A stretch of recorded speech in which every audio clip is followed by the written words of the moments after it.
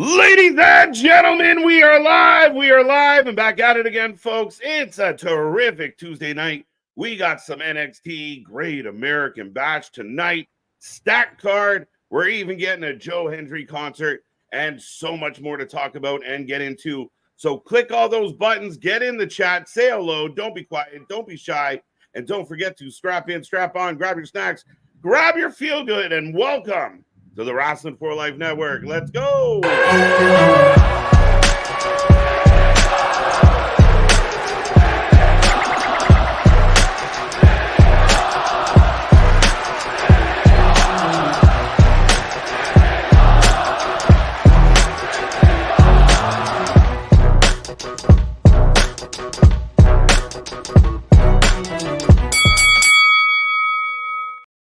Ding, ding, ding. We are live and back at it again, folks. Like I said, we are the Wrestling for Life Network. This is another live stream, and we got a Great American Bash to get into tonight.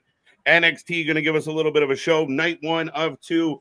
We got lots coming your way, lots to figure out, title matches and concerts and a whole bunch of other stuff, plus all the craziness that is in the wrestling world and all the wrestling news. Get in that chat. Let us know what's on your wrestling mind. I see it filling up already. I hope everyone out there is happy, healthy, and safe, and you are doing well. We got a busy week ahead of us and a busy night tonight. So, without further ado, I will remind you, I am Mr. Every Night KJ White, the Iron Man of YouTube. That is Big Nick. Ladies and gentlemen, boys and girls, children of all ages, the Wrestling for Life Network proudly brings to you its YouTube tag stream champions of the world, the Every Night Delight KJ White. I am Big Nick, and say his name, and he appears. I believe in Joe Hendry. We're getting a live studio performance tonight from one Joseph Hendry, and the crowd's already got signs, everything. Like we talked about it. GCW made a whole show after this man. Called really say his name. Capitalizing in a huge way. The buzz around this man is outstanding. And yeah, we're going to get a concert tonight. Will it get interrupted? Most likely. Yes. By who? We'll see. We'll see. But yeah, it makes sense. But yeah, I mean, Joe Hendry, like literally when you see the commercial for NXT tonight, they're selling you on the fact that Joe will be there. You would think Joe is a top NXT star. You'd never know that Joe was from another company. It's insane. Absolutely. Well, it is a little interesting that he's the most prominent thing, and he doesn't work for the company. There was nothing else that could overshadow Joe Hendry here on this card. No, I mean, again, that's the interesting part of all this is the hype, the buzz, the attitude, and all well-deserved. I mean, we talked about generic wrestler number 1, generic wrestler number 2, but to have the intangibles, to have charisma, have a way to connect with the audience, get yourself over using things like social media. Again, all the marks in the world to Mr. Joe Hendry for what he's achieved, what he's pulled off, and look at it. It looks like he's going to be an absolute star. Absolutely. Well, then we've got the dichotomy of man here in the chat of Paul saying, I don't give a flying dang about Joe Hendry, followed by Spaz saying, Paul, why do you hate love? There you go. Hey, listen, if you know anything about Joe Hendry, you understand that this is a cool thing. It's not only the fact that he does the entertaining side of things, the song and the funny videos and all that, but between the bells, he is an absolute beast. He can go in the ring, go check out his matches. He's got a long history. He's essentially a veteran at this point. Go give Joe some love, because if you don't realize what he brings to the table, then you probably don't know him very well.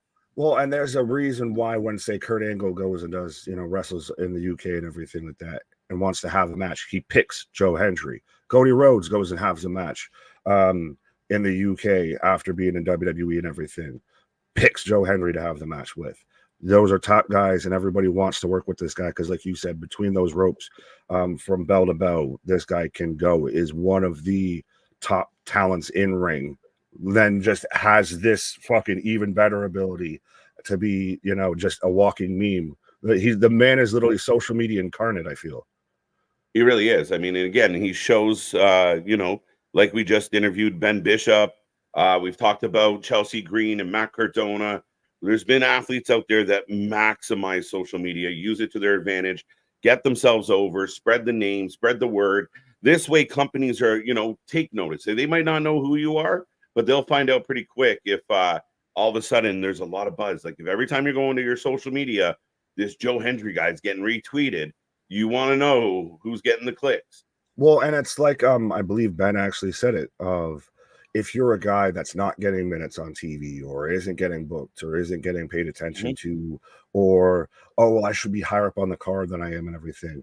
Social media is the easy way right there to do it. It's a way to get yourself out there, get over a whole character, like I said, or you mentioned Cardona. He pretty much paved the blueprint for how to do it as a wrestler to get yourself literally from catering to championships at WrestleMania.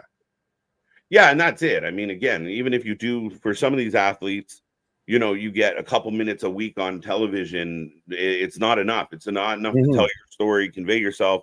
So if people go look you up and you're entertaining or you have a message, it's an outstanding way to again maximize what you are getting. And I think there's some good examples. I think Joe's a great example of it. But beyond that, Nick, we do have some wrestling matches as Thea Hale will take on Roxanne. Ethan will take on Oro Mensa. I believe we have That's next week. Oh, Oro Mensa's next week. There you go. Yes. They had to save at least one match for next week. That's so far the only match we have advertised for next week. We'll carry it over. There'll be something tonight. Oh, yeah, 100%. Do you want me to run through the card as I have it up on Wikipedia? Tony D'Angelo taking on, or with Adriana Rizzo. Christ, of course, beautiful Italian woman. The name stuck out to me. Sorry. Right. Taking on Tavion Heights for the NXT Italian American Heritage Cup. We've got the Unholy Union taking on Metaphor of Jakara Jackson and Lash Legend for the NXT Women's Tag Team Championships. Petrovich, Lola Vice, and Sol Ruka taking on Fallon Henley, JC Jane, and Jasmine Ninks. There you go. Tag. And then Roxanne versus Thea Hale, like you said. So very women's division forward, very women's wrestling forward. There's only one's men's match. I'm sounding like in Wimpy from fucking Popeye here. Yeah, English is my second language, but yeah. No, again, one's men, and we've seen this before. We saw it with Halloween Havoc. I'm looking forward to tonight. I think night 2 is going to be interesting as well. With Ethan Page defending his title, plus we'll get some carryover. I think we're going to get Joe Hendry versus Coffee next week as well. I like that as a shout. Trick and Dunn next week after Dunn attacking Trick at the end of the week before. Yeah, and just wandering around the locker rooms beating the shit out of everybody lately. Yeah, beat up Sheamus last night on Raw with the mini shillelagh. Just picking on people. We'll see what happens there. And beyond that, it's funny. The Rascals teasing online. We talked about social media teasing that the idea that, you know, they never really lost their tag titles and wink, wink, nudge, nudge. Be interesting. That wouldn't be a barn burner. Sorry. Yeah, no, not Man and Robin against the Rascals will cook. Absolutely. That's ultimate high. That's high fly city right there. Yeah, it should be. The pace should be outstanding. What do you think about this Italian Heritage Cup match tonight? This Italian American Heritage? Yeah, I like that. I thought, did they change that? Like, did they do that? I'm gonna make them do it. I wouldn't put it past them. Because Tony's gonna win it. So of course we're gonna make that a thing. Because Tavion Heights, while it seems like he's definitely got more potential already out the gate than Damon Kemp had in his pinky nail and everything. But yeah. Some way, Jose. Some way, Jose. Hey, that's great. But yeah, I think it'll be a good showing. I mean, it's interesting. You've got Dempsey, who we saw at Bloodsport, Miles Bourne in the corner, but no quarter catch crew. Just they don't make sense. I don't care. Yeah. I don't care. Yeah, I still don't really feel the connection between this group of people, and I don't really feel like they're menacing, or I don't think they're anything. It's a weird thing. Like I don't know what they're going to do or what direction they'll take this, but I mean, for my money, they're not doing anything, and they let him go. Let's see if Tavion can do his own thing. Let's see what Charlie can do on his own. Let's see if any of them can do. Just let him be. Let him go. Well, I want something for Tony. Tony's the guy that we've talked about of like almost shoulda, coulda, woulda been called up and everything like that, but has had a shot at the NXT title, didn't win it, has kind of gotten some pushes here, but they kind of don't go anywhere. I'd like to see if this is his kind of thing for a bit. I'm cool with it. Yeah. No, I don't mind the family. I don't mind what they've done. I mean, the cheesy Olive Garden promos and vignettes could probably go a little bit less, but other than that, I mean, Tony's fine. I think Tony's got a lot to prove.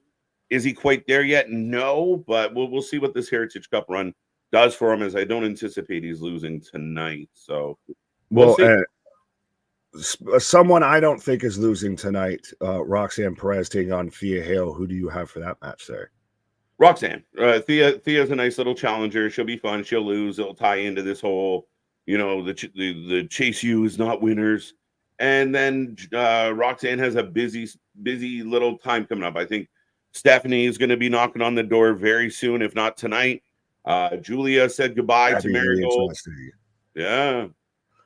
Yeah, Julia announced that August 19th, I believe, is going to be her last date with Marigold, and then she'll be going over to NXT. So we're getting close to there. That's not a bad shout, though, if Stephanie shows up tonight.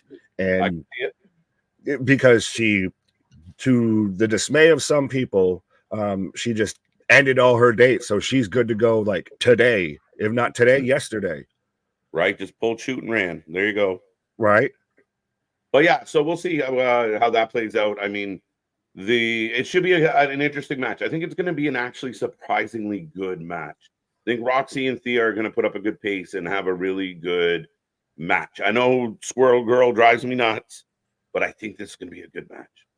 It'll be a good match if they can use at most restraint with Chase U and how much they get involved. Like if a Ridge or an Andre Chase start to get involved in everything, then it's going to just kind of, I feel, become a little too much for me. I just want to see them actually just kind of go at it, because I think they both could go and have a good match just on their own.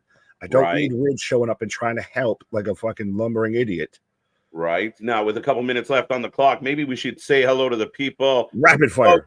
We are a couple minutes away from the start of the show. Remember, be a friend, tell a friend. We want to see triple digits in that chat. So blow it up here tonight. It's going to be a fun one. Back all week long, heading towards SummerSlam.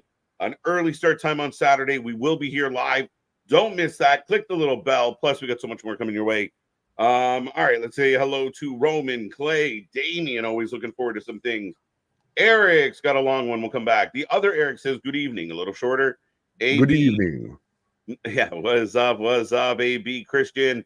Paul Carpenter in the house, even though not feeling Joe. Spaz, always a pleasure, sir. Welcome back. Kira, welcome back. See ya. Dun, dun, dun. Paul, we got that one. Owner Jesus, may the blunt be with you. Hope you are doing well, sir. Boston, I gotcha. Juan Collins, I can't see NXT. Damn Olympics. Sci-fi, my guy. If not, if anything, we got you covered. I got Netflix, so I don't know if that helps you. Christopher, good to see you. Thank you for the chants and the cheers. Always good to start a show off with some chants and cheers. There we go. We're over, Nick. We're over.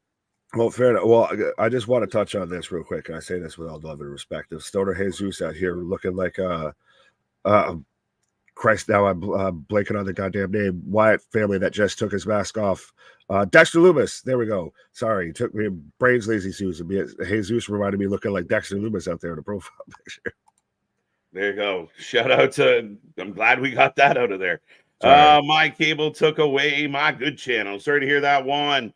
But yes, ladies and gentlemen, like I said, any minute now we will be getting the start of NXT Great American Bash. Get in that chat. We take a prediction on every single match, and we take a rating out of 10 at the end of the night. I know other channels are starting to do it too, folks. We see y'all. It's okay. You got to be tantalizing to keep copying, but hey, it's all good. It's all good. We got lots to get into. I got then. We're moving on to then right now. I got now. I got now. I don't know if I got it at the same time. Forever. So just a hiccup on your end.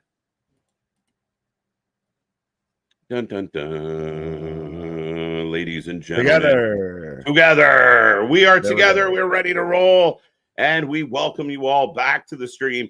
Should be a fun one ahead tonight, folks, the next couple hours, as we are outside the Performance Center with Hank and Tank. What the hell? Let's go. They want to host the Great American Bash, Nick. I mean, we're going streaking. Yeah, exactly. If there's two guys that are, American Bash and, it's Hank and Tank, my guy. Right. We're going streaking. as they have broken in. They're getting over, my guy. I still kind of feel this. They're getting over. It's working.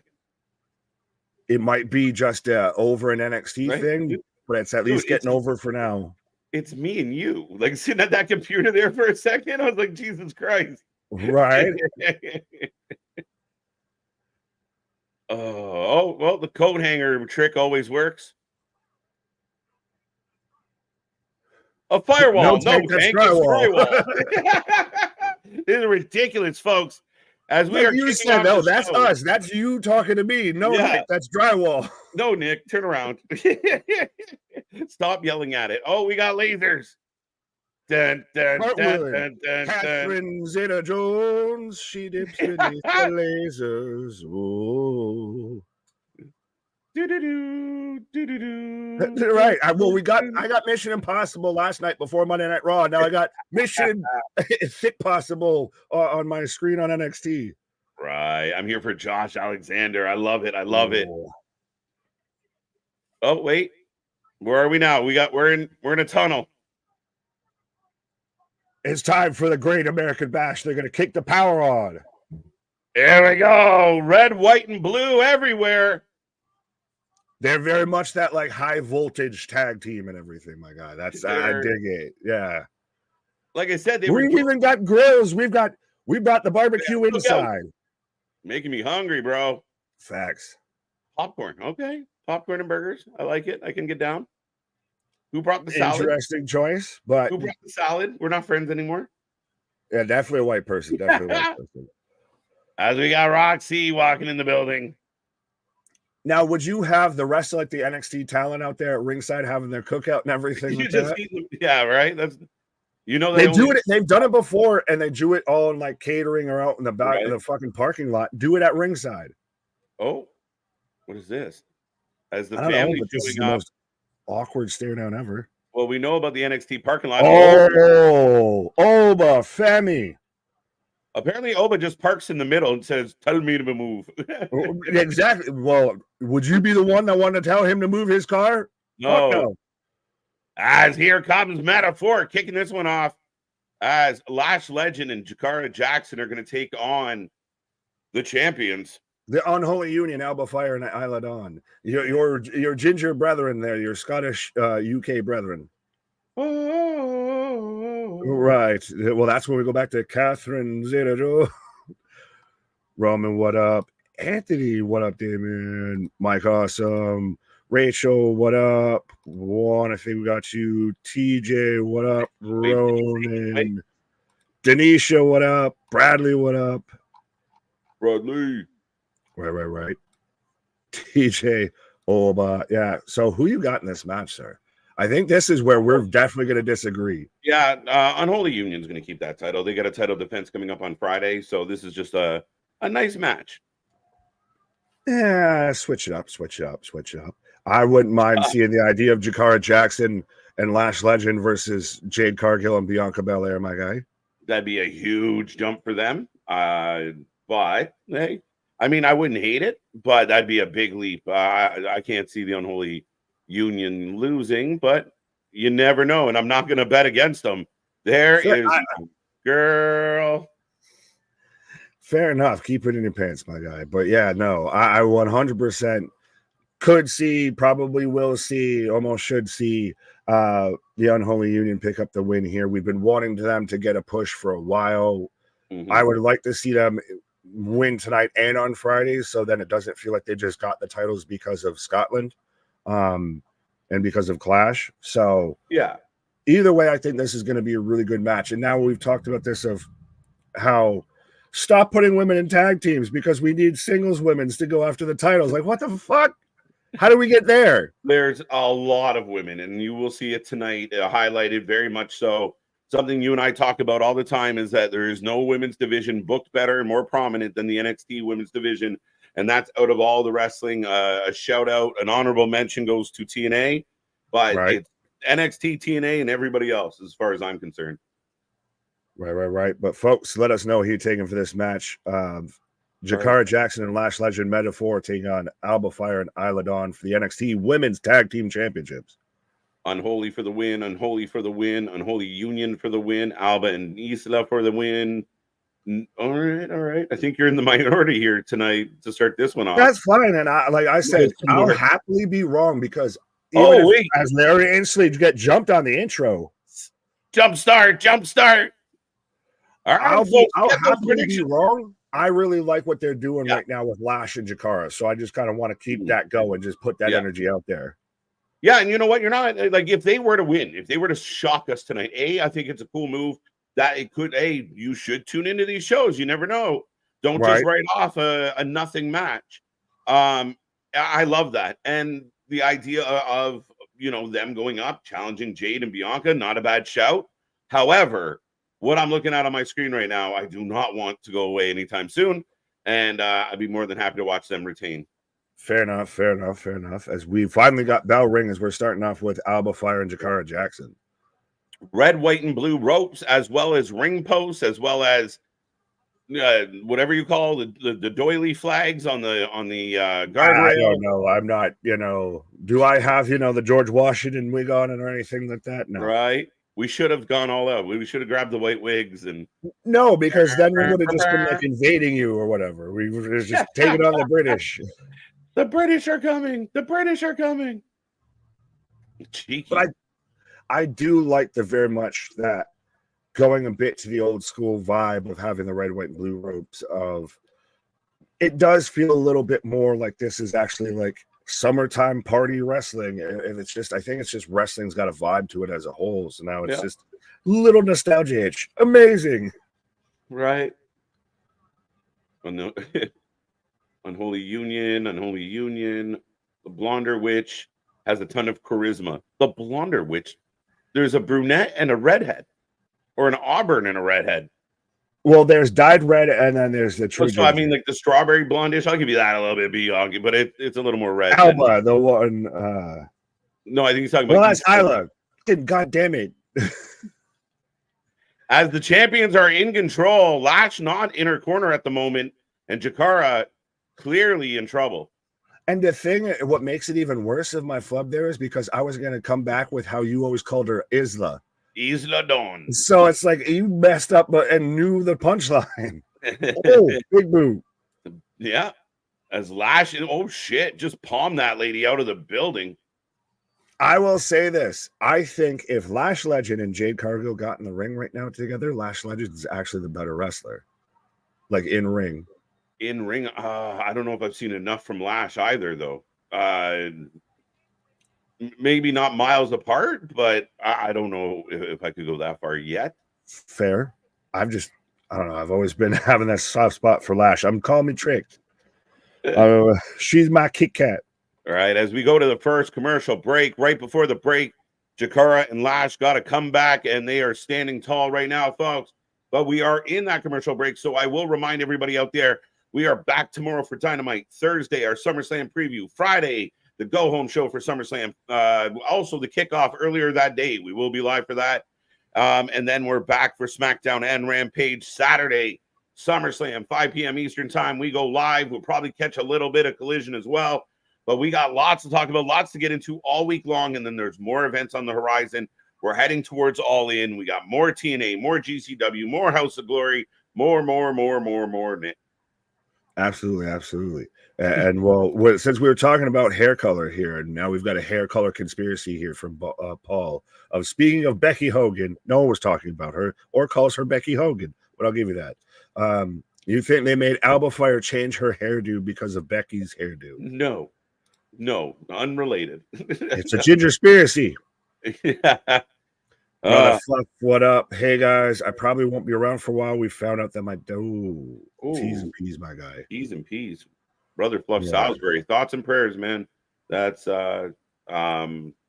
hard to hear. And pulling for you, brother. Yeah, we'll be thinking about you, big guy. Just Joe, Fire Blue, that super kick there. I did not see that. Brahma, what up? Let's get it. TJ feeling like Paul. He doesn't want any of Joe Hendry singing at all tonight, Nick. I'm in, man. I like this shit. But that's when it goes back to like the question I think it was Spaz that asked it of like, why do you not want love? Like, I'm here I bring you peace. I bring you love. Like, what is there to be mad about with Joe Hendry? Is it because this is now we've gotten to that point of he's so over that it's now like people do go against him just because it's like, oh, see, I'm different. I'm independent. No, just let some good shit happen. Release the good. I do like Smile Mark's point here is the Great American Bash headlined by Scottish Joe Hendry. Yeah. What do you think America is good at? Taking a bunch of other people's shit and saying it's ours.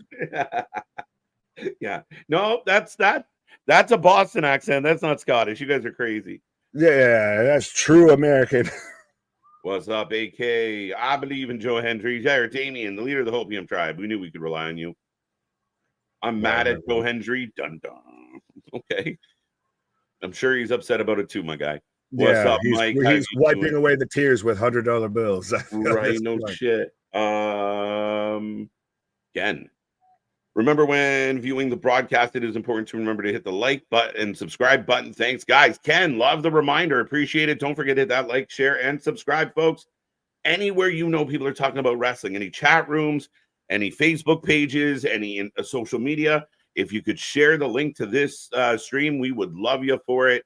It is our best currency, and we appreciate all the help. Absolutely. I do have to pull up Spazes from earlier that I started of. Sharing is caring. Get KJ Caucasian. Sorry, that just popped me. And Large Nicholas, up and down views. Absolutely. Be a friend. Tell a friend, my guy. Caucasian, the Caucasian sensation. Right. Oh, all right. We're back. Little bit of a insecurity that didn't look great, and I think they missed the tag, but we're gonna run with it. That I literally okay. So I wasn't the only one that saw that. Yeah, apparently I was the only one that saw Shayna's ghost bump last night. But yeah, all right, just a little outside, just a bit outside. As Lash on fire.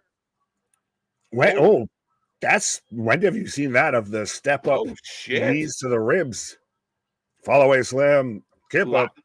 Lash has actually proven your case a little bit of like the girl can go. I told you, I think if you put them square to square, Jade's got the better presentation, better aura. I'll put it that way. Yeah, Lash, better in ring, I'd say. I'd put my money.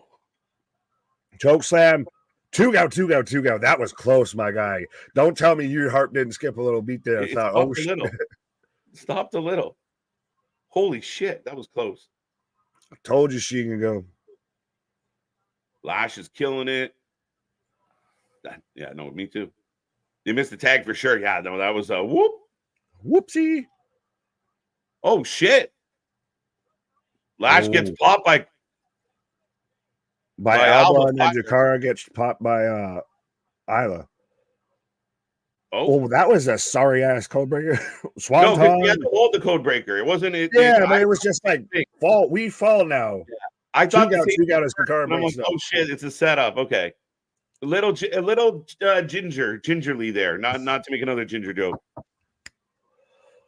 Oh, Sling Blade. Well, even Jakara Jackson's got red hair too in this. So there's 3 gingers out of 4. Right. Here. I feel like I'm coming down with the gingivitis. You pause. What the fuck? I get the joke, but goddamn. That's hilarious. I popped myself in that. What happened to Gigi? Yeah, let's go. The beat goes on. We're gonna have hair color civil war between the blondes and the redheads. There's still, I mean, come on, dude. We got a calendar full of blondes on this show. It's insane. Oh God. It's just us with blonde wigs and our beard. Right? Don't visualize, folks. As Alba, I'm going to tell you what to do. Jade is tweeting, by the way. That's what's up. They're bringing up tweets from Jade and Bianca. Our competition. Because they're talking about how they're going to fight the winner on Friday. Ooh. Shoulder barge.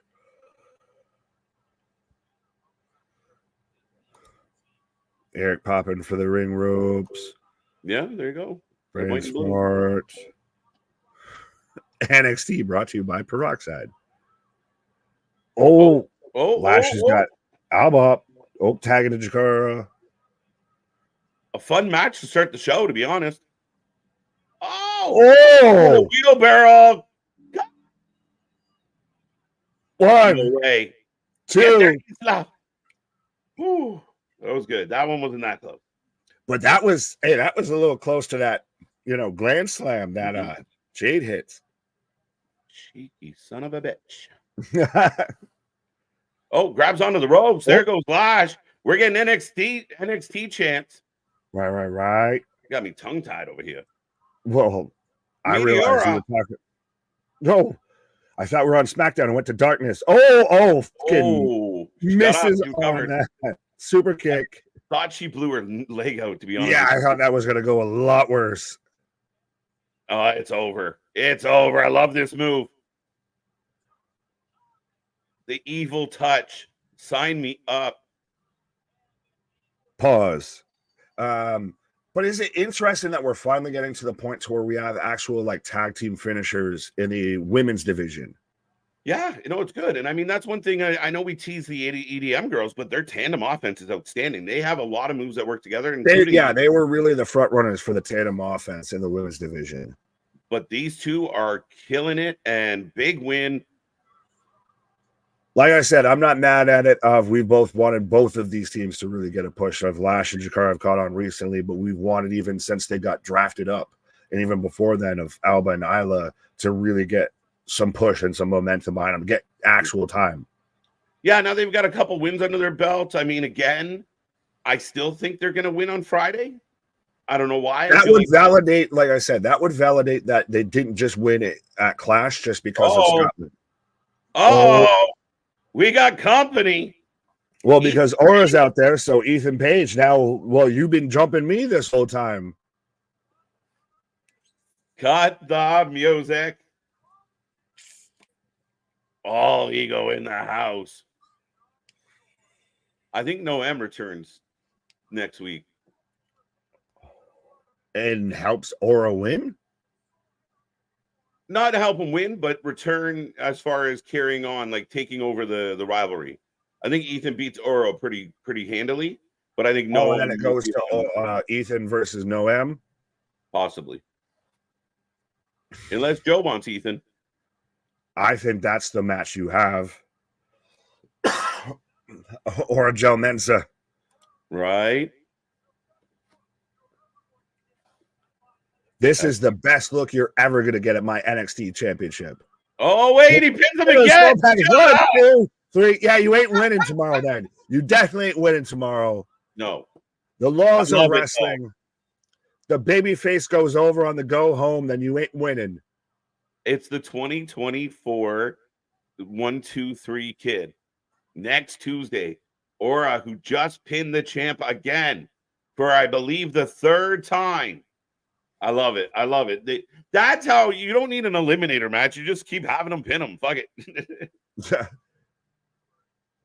I like this. So you're, excuse me, we're getting Cedric and Sean Spears of both backstage talking to new recruits, I guess, probably local enhancement talent, what have you, of trying to pass on their words of wisdom. So I kind of dig it. I like how all this talk of MVP Bobby Lashley out the door, Cedric's actually kind of flourishing a little bit. Yeah, and you know what? This matchup would work. Oh, wait. We got Nost losing his mind.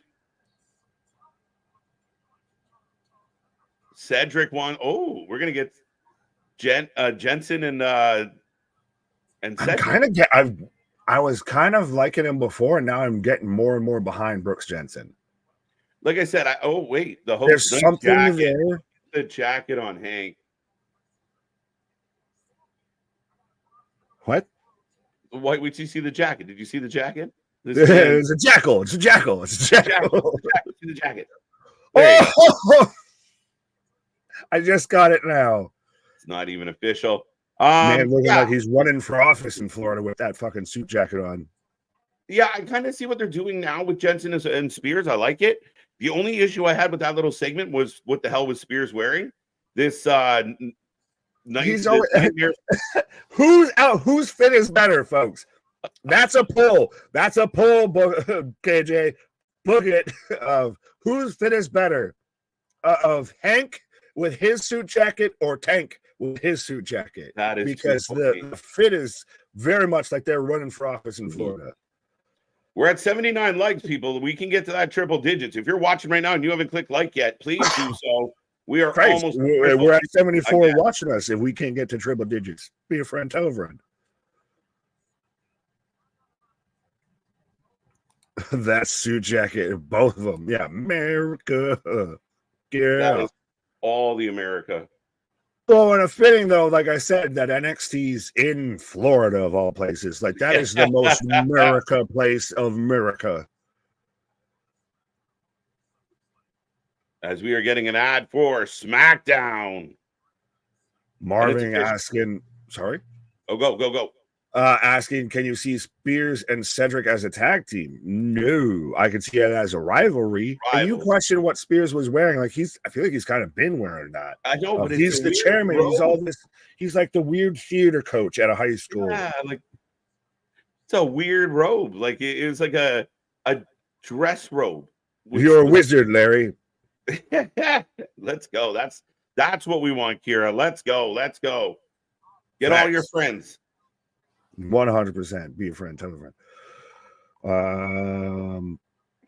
I may not be American, but every time wrestling has some America, it's fun. Americana.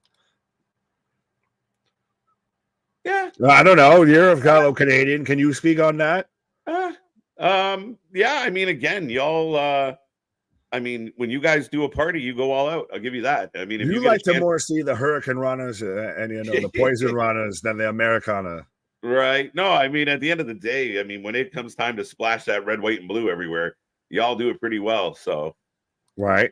Hank or Tank? Who's who? Hank is the one that looks like if Hank's the one that looks like if Will Ferrell and Seth Rogen had a child. Yeah. Tank is the one that looks like if Chris Farley and a bulldog had a child. Yeah. Tank's you're the boxer. He's got the little rat tail and everything too. Yeah. He looks like he would be straight out of like the Nasty Boys and WCW in the early 90s and shit. Yeah. Hank originally doing like the I don't know, the single dad. It was Seth Rogen. Yeah. He was Seth Rogen before, and now he's just added a little Will Ferrell with we're going streaking and all that. He's got much more of old school Will Ferrell vibes. Run, boy, run. What you gonna do when the Howdy coming for you? Run, boy, run. But he don't run. He just sits there and just squares up. Waits out. It hasn't gone well. Just keep that pull up. We all win. Wait, what? I was just reading the comment. Oh, no, I never mind. I literally, I didn't see the comment. Sorry. Tony should buy WCW from WWE. Well, it needs to be for sale. You just can't. That's some rich kid fucking mentality of just, I want it. How do you like the poll sitting at 50-50 right now? I think it's fantastic. I can't make that shit up. It was 50-50. Game recognized game. Right. Hank and Tank. I still say we name this fucking team. I don't care what anybody says out there. Oh, I've already, that's canon, that's lore at this point. I'm just waiting for the royalty check from Papa Paul. Let's go. Do you like the idea of Daniel Garcia and NXT? This was an interesting story. We are in commercial break, folks. I see over 80 people with us. Be a friend, tell a friend. We want to get that 19 more to get to triple digits. But rumor is Danny's contract is coming up and he's undecided. He hasn't said, I'm going left, I'm going right. He's just unsure. And that's been the story that came out, and it's interesting enough that it came out from Meltzer of all people. That's why, Tuna Meltzer's maybe not out to lunch with this one, but that they did that angle with MJF because if he doesn't come back, then he's written off. So, and then there's some people that have been up in arms with all of that of like, can you believe they did that to him? And everyone's just like, WWE just did that with Ricochet. Like, that's what you're supposed to do. Right. You write him off, and then if you're still going to keep him around, then you have an angle to work off of. Yeah. Like, what is the problem? Right. I didn't know his shit was up. I didn't know he was close. Well, here's the thing, and you knew we talked about it. We've talked about it a lot that, Tony Khan publicly fell in love with Daniel Garcia's. We are getting a Pete Dunne package. Just in case you forgot who the man was. The bruiserweight. This is needed. This is his end of his Butch era. This is officially Butch has ceased to be. He is 6 feet underneath here because we're back to like Pete Dunne, and we're acknowledging the Butch era. My terrible nickname. You know, they're bringing it up. Butch, Brawling Brutes. Well, we called him bitch, but yeah, definitely Butch. But I like the fact that he's saying it. Like they gave me this bullshit nickname, and it was the Sheamus show. Like I said, I couldn't come up with a clever nickname like when we had it with Austin Theory of the Vinsectomy. I couldn't come up with a clever name for this, but they're burying the gimmick of Butch. That is done. T's and P's. Well, we're wiping that from the history books. This is simply another Vinsectomy because Vince was still there when he became Butch. Like Facts. This is cleaning that old bullshit off him. They're trying to clean the old man stank off people. And this is what we need for our Pete Dunne. Take him back, make him grimy, make him gritty, make him the guy that just punches people in the face. The bad man from Birmingham, my guy. You remember when they introduced the tournament, and as in the introductions, he leaned over and clapped. I think either Bate or Trent Seven in the intros. He was already off and running. That was him. Butchie became Thea Hale, you know. This is the same guy that how we all fawn and fiend over Ilya versus Gunther. Now we got and saw and fawned and fiend over Pete Dunne versus Gunther or Walter at the time and everything like that. This man is, like I said, of a bad man. Mm-hmm. And he has the intangible of he's producing. He's obviously got a head for wrestling. He understands what he's trying to accomplish, and it must frustrate him. Those are the guys. I mean, if you're just there, you're collecting your paycheck, you're happy, that's fine. But if you're a creative mind, if you're somebody that really is into the understanding of the psychology in that, and you got to be Butch and act like a spaz, it's a tough sell. As we had Trick Williams watching backstage, by the way, but yeah, he was Little Regal before anybody knew who Charlie Dempsey was. Because he's exactly that same style. Like, I still remember watching him when we in Progress and everything, which we watched this weekend for the first time, shout out live on this channel. But to where the joint manipulation still, when they're doing like pulling it back like this and stomping on knuckles and spreading fingers apart and everything, we all know how that feels. We might not know how a wrist lock or what have you feels, or a Canadian destroyer, but I sure as shit know what it feels like to have someone pull my finger back. Pull my finger. Well, here comes Tony D. The new the Quarter Pounder crew is in the ring. Tavion Height's going to take on Tony D. Let us know in the chat, who do you got? Who you taking? For the Italian American Heritage Cup. Yes, I like that. Ricky Starks with coming soon. Hold tight, Smile Mark. Coming soon. I was about to ask you, we have Vinsectomy merch then? I think we could. I think we get away with that. You'd have to have watched this to understand it. Otherwise, like these guys getting spelled it wrong. Yeah, these losers. Don't worry. I think we got enough people that are watching us that don't say they're watching us, but we see you. Yeah, we got enough people that knows where the original ideas come from around this part. Right, we got receipts. Just call him Scrappy Don and get it over with. No, that's the thing, is that's what he was before. And him going back to the bruiserweight is him going back like to what made him good, what made him a guy that everyone in WWE from NXT UK to the main roster was paying attention to. I'm trying to the graphic design for a Vinsectomy t-shirt could be interesting. I was gonna say, you don't need to make it now while we're on stream. No, I was just got my mind rolling, and I was like, "Oh, okay." But there's Tavion, so they're selling it like a straight up legit title match. Right. Well, it is, my guy. It's just for a cup instead of a title. It's just like the Stanley Cup. But yeah, I believe Tavion's actually a former Olympian as well. Olympian, or Olympic trials, that kind of thing. Yeah, he definitely has some pedigree to him. It is a little ironic how much him and Damon resemble each other. A little funny. Well, he's if No Way Jose and Damon Kemp had a child, so that's why he's Some Way Jose. Right. Some way. As we are off and running, folks. Round 1. TNA Tavion for the win. Yeah, we could see Ren Sinclair. She has been holding, she's been blackmailing the Quarter Pounder crew. Tony and everyone in the world knows about it. They're not very good at keeping secrets. Yeah, in front of a live studio audience and a camera crew. Right. Maybe I would use that. Would you use that to set up a Ren Rizzo feud of ooh. Hear me out. That at least it's something like, is Rizzo actually going to wrestle, or is she a valet? Is she a manager? She's technically supposed to be a wrestler, so you've eventually got to wrestle. If you're going to be a wrestler, you eventually got to wrestle. Yeah, true. Maybe Jesse the Body Ventura will be announcing again after being seen on. That'd be a weird. I don't know, like at his age, if he could do it. I don't know if they could trust him. Like they would not give Jesse Ventura a live mic. Are you out of your fucking mind?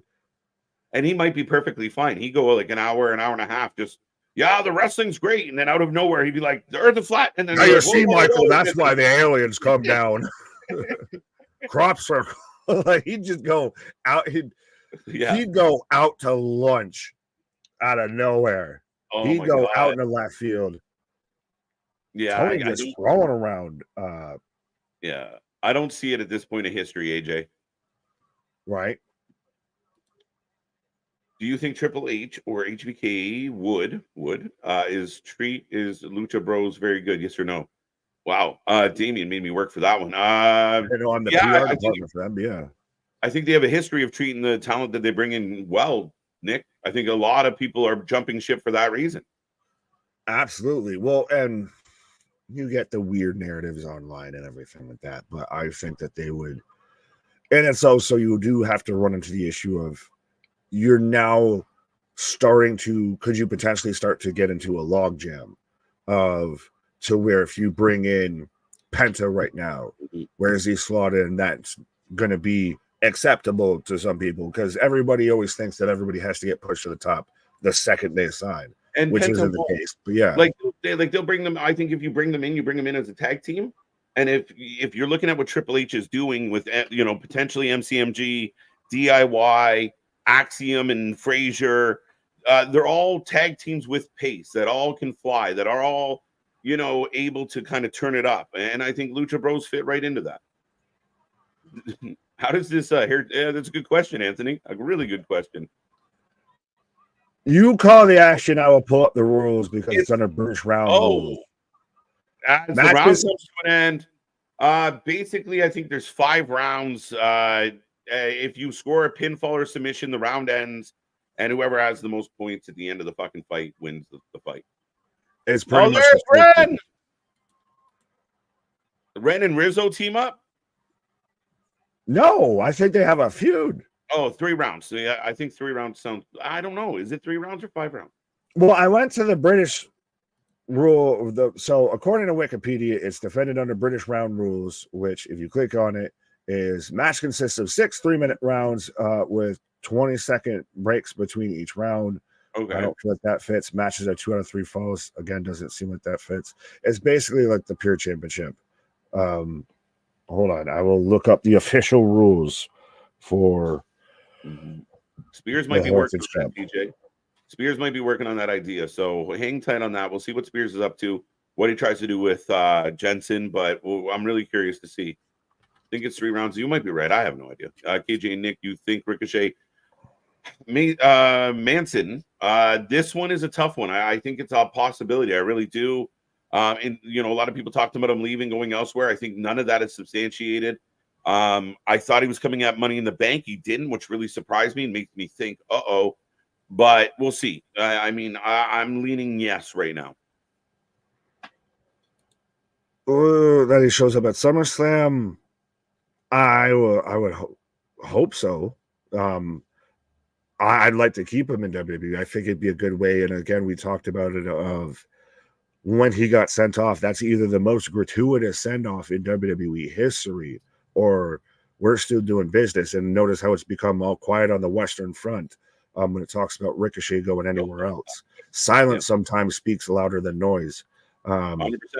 And I think the fact that whole rumor mill is kind of slowed down and completely stopped, I think that's telling. All right, exactly, MDB. No one's quite sure what's happening, but it's provocative. It gets Thank you. Man got us out of this whole fucking tailspin here of 100% of it's provocative. No one knows what it means, but it gets the people right. Spaz Phoenix, or is it Austin Theory? Wait, what? Huh? Who could pay Ricochet more money, Hunter or TK? Technically, I would imagine, I mean, on the surface, WWE, but no, Tony Khan's willing to throw more money at people. More money, less dates. That's what you get from Tony Khan right now. Damien, we're not anybody's accountants. We're not anybody's financiers. You know, we don't work in their financial department. I don't know who's got who and who's got what to spend or where they're going to allocate it. But I do it. If push came to shove, it's probably going to be Tony. He'll overpay versus underpay. Yeah, WWE is more likely to underpay than overpay. I'll say that. Well, again, we even saw it with Mercedes Moné. They weren't willing to pay her what she wanted. She wanted Charlotte. Seems like a smart investment at this point. 100%. And then you saw it with Jade. Tony publicly admitted he offered her twice. He offered her more money than the WWE, and she still went there. She still went to the dub.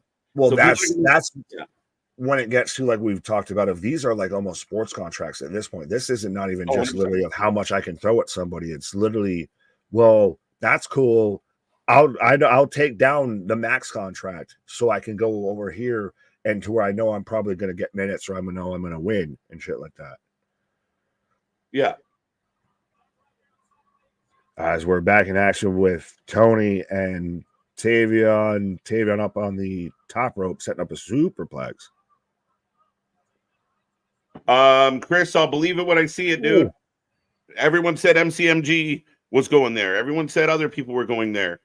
Hang on tight. You might be right, but I don't trust it.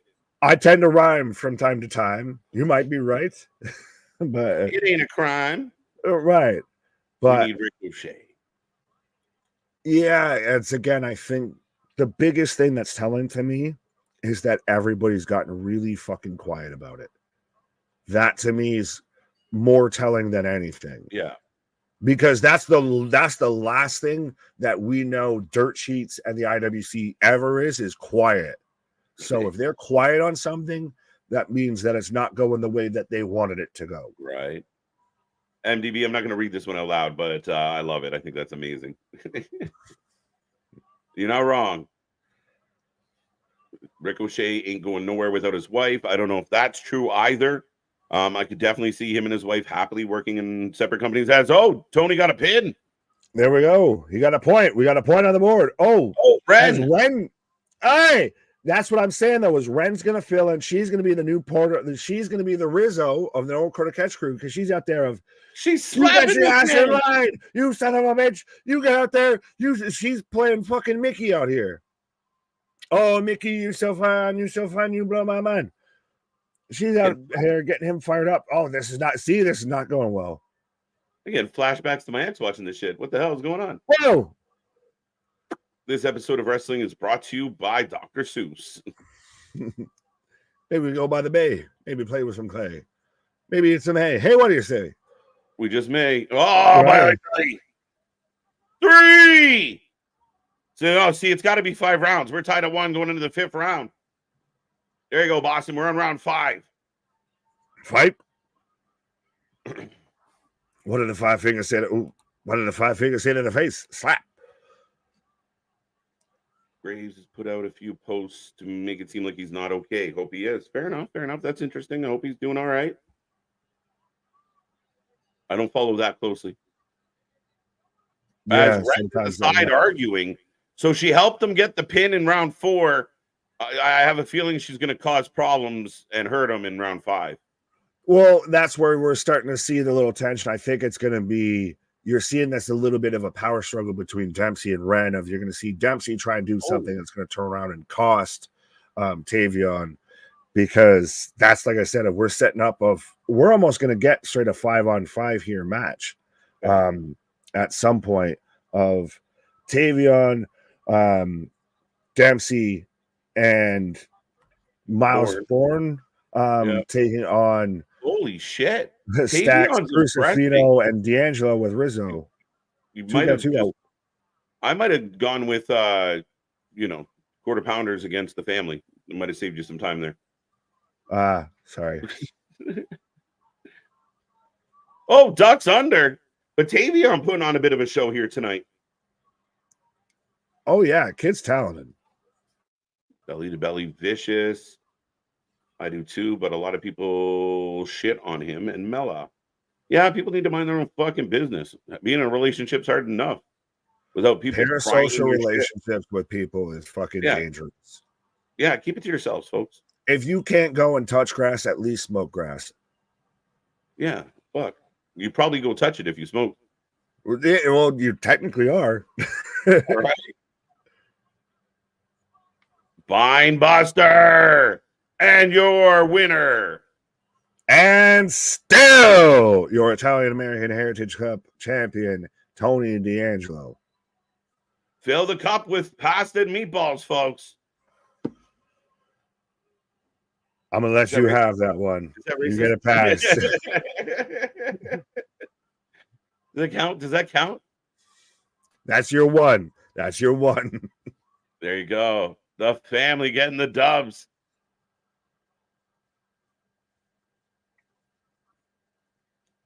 Oh, the Mean Girls. It really has become this. And I'm honestly like, I've been so wrong with this whole faction. I think I just give up. It's just weird, the evolution of it all, of like Toxic Attraction, then into like the little side ones they had, and then Thea, Hale, and JC being friends. Now it's come like now Fallon's joined in, and they've added Jasmine. It's so weird that they're good at women's wrestling. They're good at women's tag team wrestling. They're really shit at women's factions or anything like that. They just can't understand it. I don't know, but this one with Lola was going around anywhere and everywhere. Yeah. Well, they missed the thoughty part of that. I got on Twitter and it was literally like fucking. I had to scroll for 6 minutes to get through Lola pictures. Like, Jesus. Jimmy Rave? That's interesting. Well, no, it's just interesting as shit. He's coming out with a Jimmy Rave. Yeah. With a Jimmy Rave shirt on. Interesting. The Rock and Rave connection. Shout out TNA. Yeah. As we go to commercial break right now. That is interesting. All right. AJ3 and Pete Dunne killed that promo. What you say? Nothing. We're good. Pete Dunne killed that promo. 6-woman tag next. Incorrect. We're getting, I assume, Jensen versus Cedric? Could be. Seems to be that way. We at least had Jensen coming out. That's true. Yeah, we just had Jensen come out. So yeah, well, he's 100% my guy at this point. Definitely looking like he's straight out of like early 2000s WCW The Flock. Yeah, Raven. Quote the Raven, nevermore. Quote the mullet, nevermore. I hate the Brooks character. I don't hate it. I don't like what they've done in the last couple of weeks, but I haven't hated it up until the last couple of weeks. He was a guy that, like we talked about this earlier on in the show with even Joe Hendry, Ben, etc., that's used the social media, that's used just what few minutes you have. He capitalized the most on what he had, to where they had him. Literally, he was Pillman. He was the lunatic fringe of he was showing up there and had people almost convinced that he'd gotten released, even though he wasn't on any sort of dirt sheet. No Fightful, no SRS, no Dave Meltzer ever said that he actually got released. But he got people to believe it and was out there just the lunatic fringe. You'd see just random cutaways of everybody's looking up in the top corners. He's just getting like dragged out by security and everything. And then he just has like the job interview with Ava and just kind of we took all that momentum away. Yeah, the whole like give me my job back, but Brooks is going to babysit me, but then I'm going to fight Brooks in a week. Like I didn't like it, you know. And again, like okay, fine, you're reinstated. Oh, then he beats up, Javon for no reason. He should have been fired on the spot, but we're like, no, let's give him a match. And then, yeah, I mean, I think he was just better at being a loose cannon, being like you said, the Brian Pillman type of. He just popped up and caused trouble, and then eventually, like Brooks is like, listen. Me and you got to have a fight. You keep showing up in my business. I'm sick of you. I got to set you straight. And then that's how he works himself back into it without the bullshit, heartfelt sentimentality with Ava. Do you do something like, I know you might have to get people behind it, but believe them that HBK even gets to the point you've caused such a disruption. You've been out here harassing the announce team. You've been disrupting shows. I'm signing you for a 1-day contract. You get one match. You'll win it. We'll hire you back. We'll talk contract, everything that will sign you on, etc. You lose, you're fucking gone. And even then, there was the whole time where he was teasing going to TNA. Remember, he was cutting the promo with Joe Hendry's music video playing behind him. Maybe I'll go somewhere and make an impact. Right. Send him there. I'm okay with that. We'll figure it out. Let him Well, they should have done it, and then they didn't, and now we're here. Well, here we go. So we'll see what this match brings, folks. Up next. And again, Sean Spears taking a little bit of an interest in our buddy Jensen. So I don't know. I didn't like Jensen. Jensen was the weaker of the two in Bar Rescue. Now he's on his own. We'll see how this goes from here. I would almost argue Jensen's had more of. I don't like that we started off already in the ring. That's a terrible look for Cedric. Yeah, Cedric getting the jobber entrance. Second, a rare coming in second jobber entrance. Yeah, second, and we already started the match already underway. But I would almost say that Jensen has more personality. Briggs has more in-ring talent. If I had to split, that's fair. I mean, again, they gave him that whole preppy yuppie gimmick with Kiana, right? Yeah, he had the ponytail, and it looked ridiculous with his. He actually wore like dress shirts and everything, and then had with his mullet tied back. Cedric with the tope. Brooks Jensen wins. Tomorrow is Harry Potter's birthday. I don't know how those things are connected. I was going to make the connection of it's funny that I said Cedric hit a tope when it looks like Jensen needs a toupee. There you go. Oh, he really is like my guy. He's the spitting image of if Post Malone or was a wrestler, right?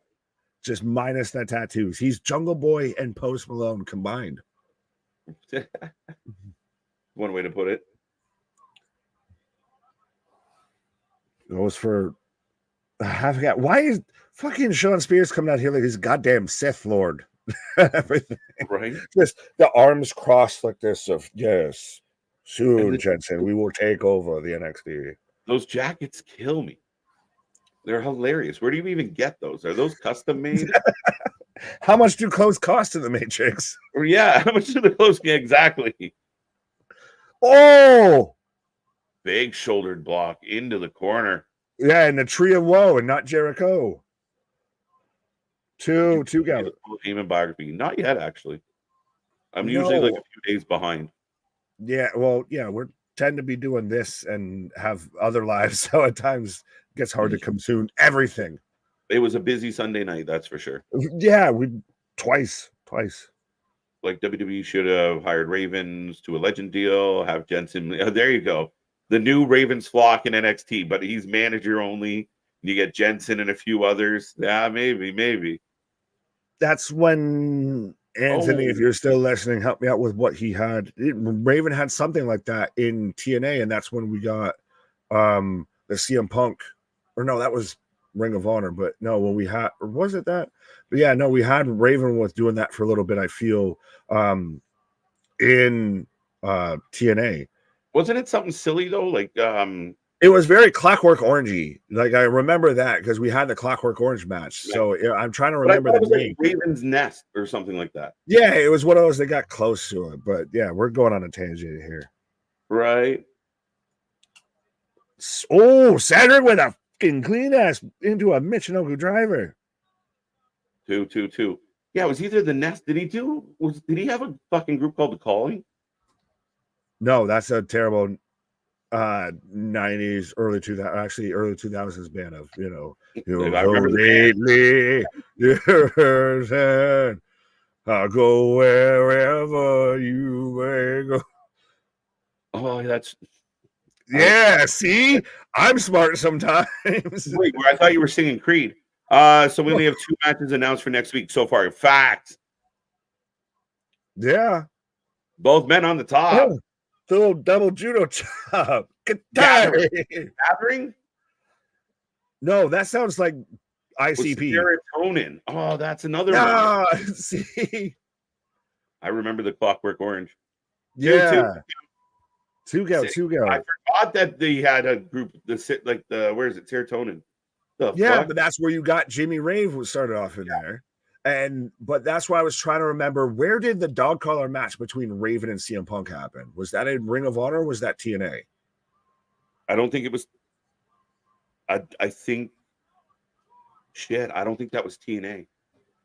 That's why I don't think either. That's why I walked away from it. But you can tell, folks, we're talking about Raven more than we are about anything with this match, to all due respect. Oh! Goes for the dive and onto the table and nobody home. Death before dishonor. Fair enough. So I thought initially TNA, and then I realized it was probably Ring of Honor. Yeah, because I can kind of visualize like the white basketball. Lumbar check. Let's go! Hey, Cedric got a win. Cedric, big win. Spears just looking on, unimpressed by young Jensen. They are going to make this like some Star Wars-y type shit of saying, this is why you need to be with the Sith Lord. Right. The match wasn't bad. It just, it wasn't a bad match. It was just a whatever match. Bro, they started off midway. They came back from a commercial midway through the match. Hatsui. As Spears in the corner right now, just watching over Jensen, is we're getting a Javon Evans video package. Do we need something with Javon Evans on at least one of these nights here? Always hyping up a WrestleMania. I gotta try and see if I can turn this up for this video package, but always bigging up his mother. Oh, talking about John Cena, sucker. John Cena, sucker. Can you dig it? How'd you feel about Jeff Hardy coming out and saying, "I'm sick of the Hardy Boys themes"? I'm sick of this shit. Well, shit, right? It's like when Andre 3000 was like, "Listen, this is the last time I'm singing fucking Hey Ya. I'm sick of this shit." I mean, you get it. Like, how many times have they heard that goddamn song? Every appearance, every arena for 30 years, man. They don't have a remix. They don't have an alternate. No, because see, I get that, but I also fear that it's because Jeff thinks that like he can sing a better version and he can't. What was it? Yeah. His individual one was like what? No More Fear. Yeah, that one's better. But so then that's Matt. You really bend the knee now. If you're using your brother's theme song for the both of you, you really need to bend the knee because you ain't here without him. Keep it a bug. Raven, Jensen, King, and Spears, and bring back the forehead. Let's go. The forehead. Von Wagner. Yes, Von Wagner. Oh, we need to sign that though, as we've got Joe Hendry. Joe with the groupies. I completely believe in Joe Hendry. Well, as Adonis. I like this. Like this is.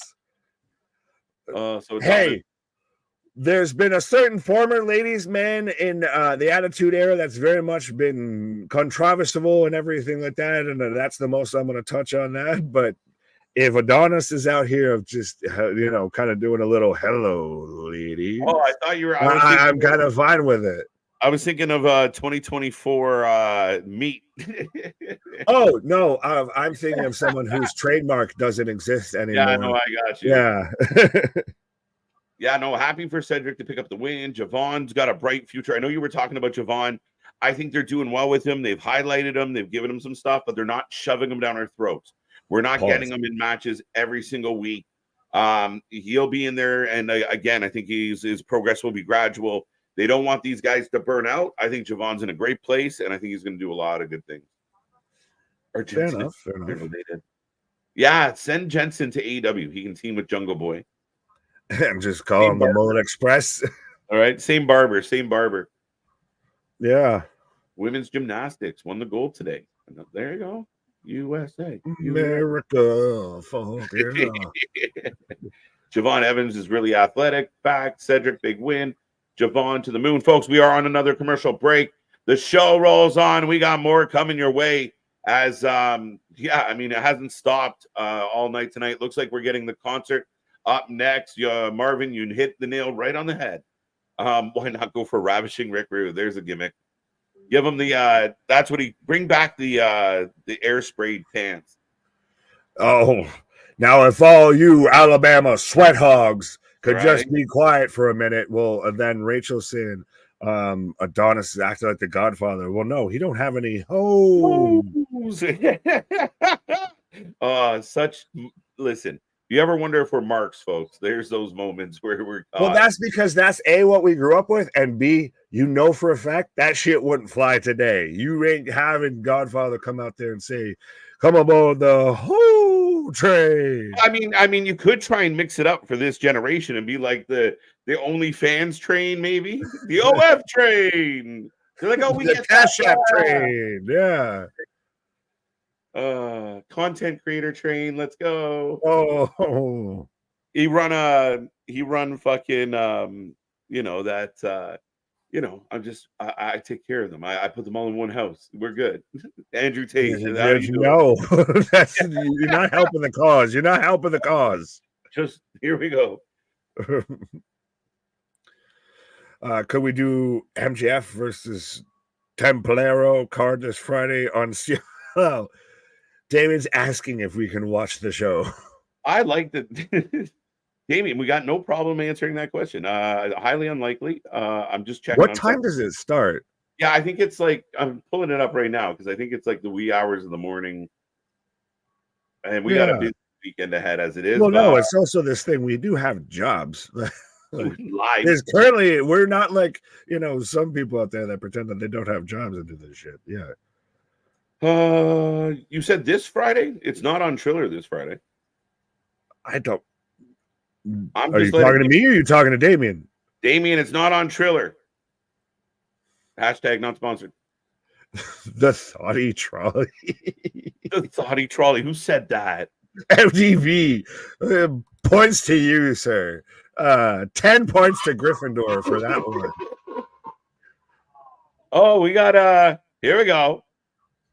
Wesley, we on a Tuesday? We're here on a Tuesday. Yo, we're getting the treehouse session. I love it. Dude, I want to do a stream like this, like in this fashion, where one of us pops up on screen at a time and we just talk shit for an hour. Oh my God. Well, no, like the shit would overload because we'd all be popping up at the same time. It'd pop split screens. Yeah. Why are we here on a Tuesday? But that's the thing is it's something that feels missed recently in pro wrestling to where they actually feel like they fucking get along and everything and they're also they all don't work for the same company, but they're also friends with each other and everything like that. Like this literally feels like they would be walking through the door with fucking, pizza rolls and a fucking Xbox, a case or the version of College Football 25 and a case of Mountain Dew and some shit like that. 100%. Honestly, I want to do a stream like this. It'd be hilarious. Maybe a members only chat. We'll do a treehouse session. What? Just talk shit to each other? But in this, like this. You figure out the technicalities here. I got it, man. I got a quick trigger finger. What are we gonna do? Yeah, but then you the only one with the trigger finger. So then this is my shit now. That'd be enough. I like this. I like this a lot from the Rascals, but they're talking about going after the tag titles.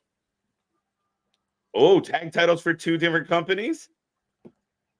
Hey, I mean, does that work better? Who would have the better, in your mind, multi-platform, multi-company tag title reign of with the Rascals going between NXT and TNA, or the Bang Bang Gang, the whoever you want to take from AEW going through AEW and Ring of Honor? Because they're technically 2 different companies. What? I was asking, who would you say? Moving on. I know. I was asking out of, because they were both be technically 2 companies. Who would you say would have had? Who would better tag title cross promotional title reign, tag titles? Who would you rather see? Never mind. Who would I rather see? Or we've got Joe Hendry. We got Joe Hendry. Let's go. There you go. Say his name and he appears. Let's go.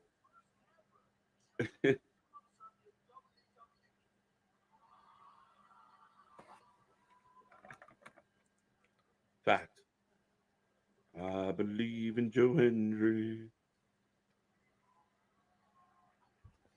Yeah, let's go.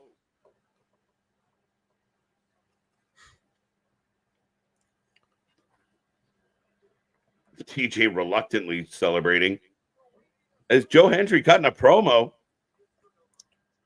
Here we go. Almost everyone. Who's he going after? Yeah, but didn't Elias do this too? Tune in the guitar. Yeah, it's Scottish Elias.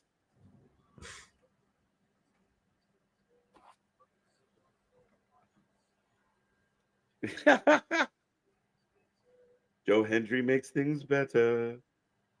He's Mr. fucking dress up for wrestling fans and everything like that, my guy. Did you have Fred Penner in the States? Who? Like, it was like a kid's show back in the day.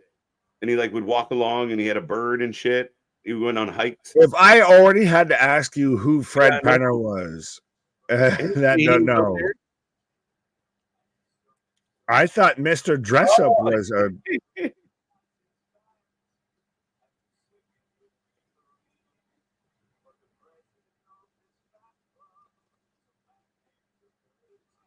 And the president of this fan club is a man named Booker T.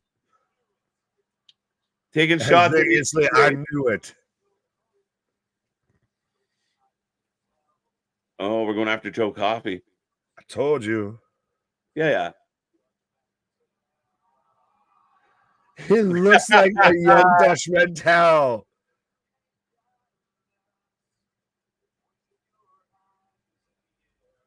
If you hate Gallus, wave your hands in the air. This is great. This is Joe great. Hendry's literally could do the whole Elias thing, like where Elias sat there and had a whole like concert WrestleMania weekend. Joe Hendry could do that. Right. For having artificial hair.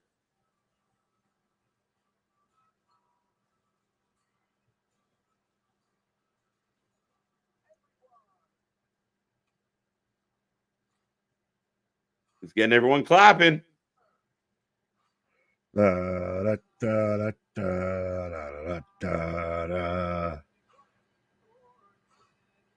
got deported. If you hate Gallus.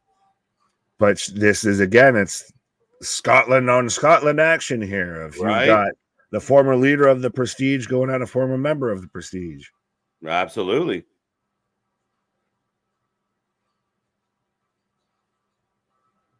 I think Gallus should break the guitar over his head. Sorry, Joe. Jeff Jarrett, broke 1,000 guitars and never drew a dime. Right. I'm surprised Joe Hendry didn't insult the USA Olympics. No, not really a shtick. He's a babyface, so. Yeah. We believe. like I said, America seems to kind of be one of those places of like you don't insult it when you're here on a fucking visa. Yeah, no shit. Oh, we're getting an encore. Well, since Rock's baby left him, he's found a new place to dwell. That's common, pal. A lot of the British singers lose that accent when they start singing. I heard a comedian once said, it was like, if we have an accent, why does yours disappear when you sing songs? Right? As Here Comes Gallus. Enough. Bro, you can't all come out wearing like green and shit too. You all sound like fucking Shrek. Very Shrek vibe right now. Right. What are you doing in my swamp? Shrek 4, the family comes to town. Right. And Joe Hendry playing Donkey. Trick's gonna help Joe, right? Nah, I don't know. Wait, what tag team? We need who's been fucking yeah, that's the thing. We need a tag team. MCMG, let's go. Shut your whore mouth. Oh, train. Oh, Joe Hendry. Oh, yeah. And numbers game instantly getting the better. So, yeah, like you said, there's got to be a tag team. There's got to be a tag team. There's got to be a tag team. As Joe Hendry getting thumped. Oh, you're going to get your guitar spot here. Of they're at least setting him up like you're going to hit him, like you're going to whack him with the guitar. Oh, Probably then into the back because you can't do it to the head after the fucking Jungle Boy chair shot. Yeah. By the way, how do you shave down a chair? Yeah, just whittle it. You're whittling it. Meltzer's out there whittling a new steel chair for Tony to use. Can I whittle wood with you, sir? How much wood would a whittle wood? If a whittle could wood. If a Meltzer could chuck wood. Yeah. A lot of wood down his. You said that way better than I could. And we've got the fit game. Again, we've got Rock, Flag, and Eagle as a tag team here, chatting up with Roxanne. Hank is taking the lead, 69% for Hank. We still got the poll up just for those at home. Nice. 69% for Hank. Nice. The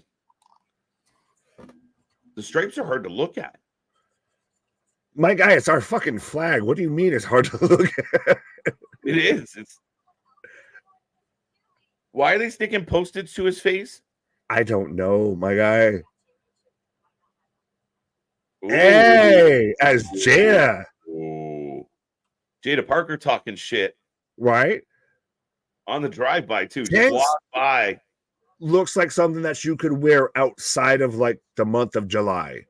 You can't wear Hanks outside of, like, July or, like, January 6th, but that's always a bad look. Right? Sorry, I have my own opinion. I'm not brain dead. I think Joe Hendry is gimmicky for me. I don't think anybody accused you of being brain dead for not liking Joe, but Mike. Yeah, I mean, if you think he's just the gimmick, that's fine.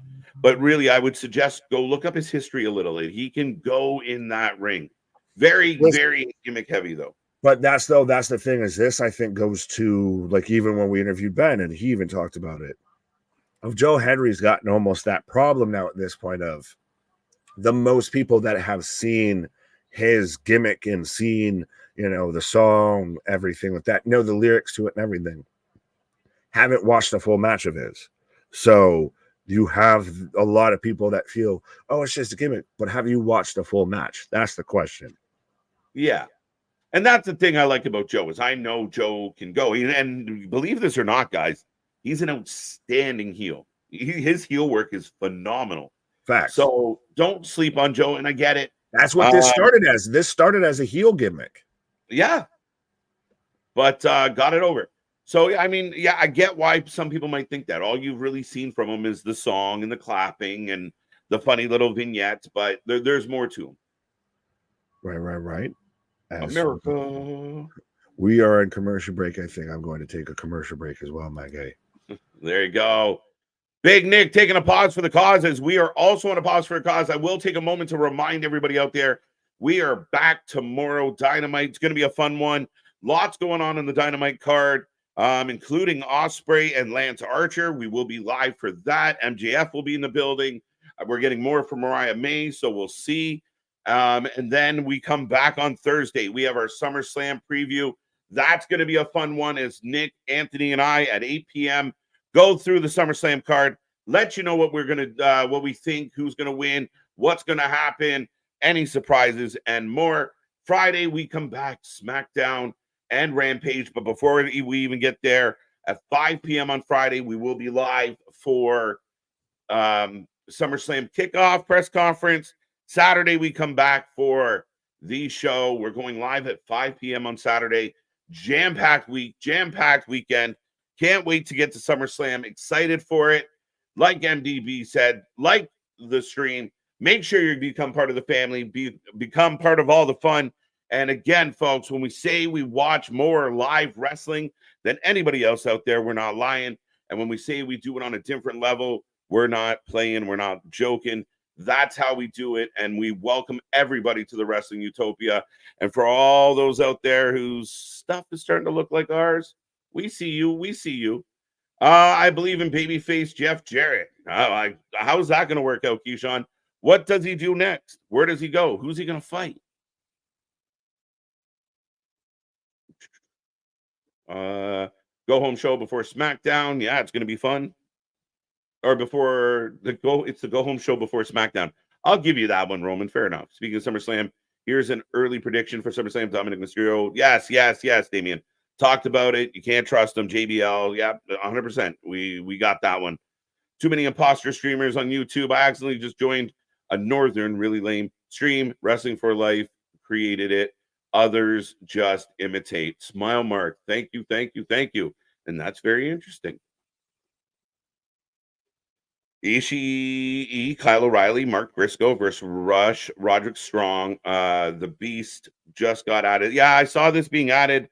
Again, the conglomeration is a weird faction. I don't know if I love it. Don't know how I feel about it. But we got Ava Raine sitting in between Oro and Ethan Page. And she's sitting at a desk. So there you go. It's a little better of a look for her tonight. Let's go.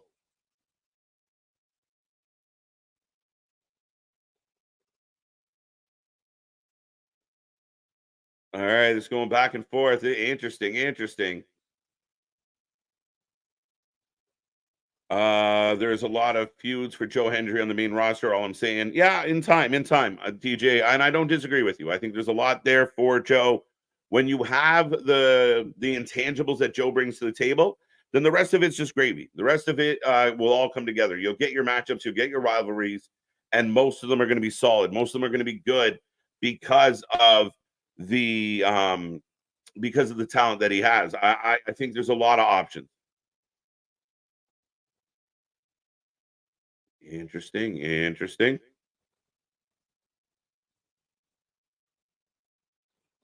As the contract officially being signed.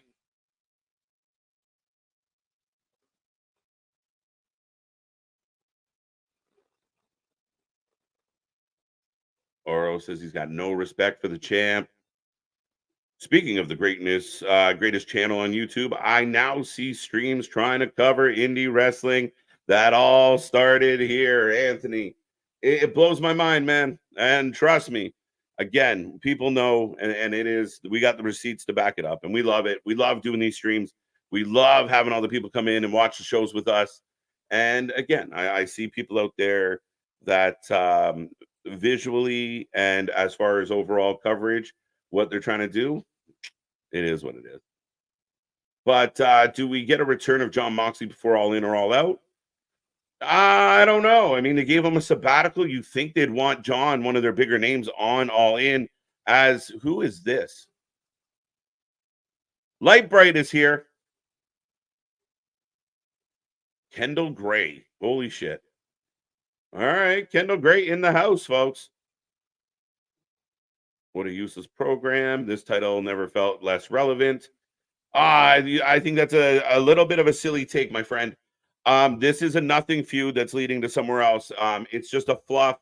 Get over, expose Ethan Page. You got to remember, Ethan Page got this belt quick time.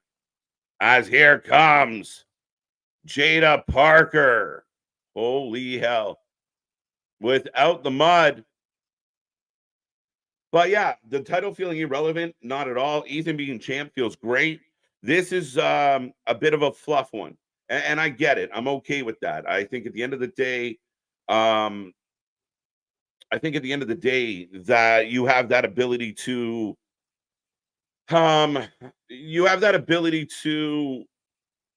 build from this. That's all this is. This is an easy win for your heel champion. Is it, I think beyond that, yeah, there's no issue there. 7 p.m.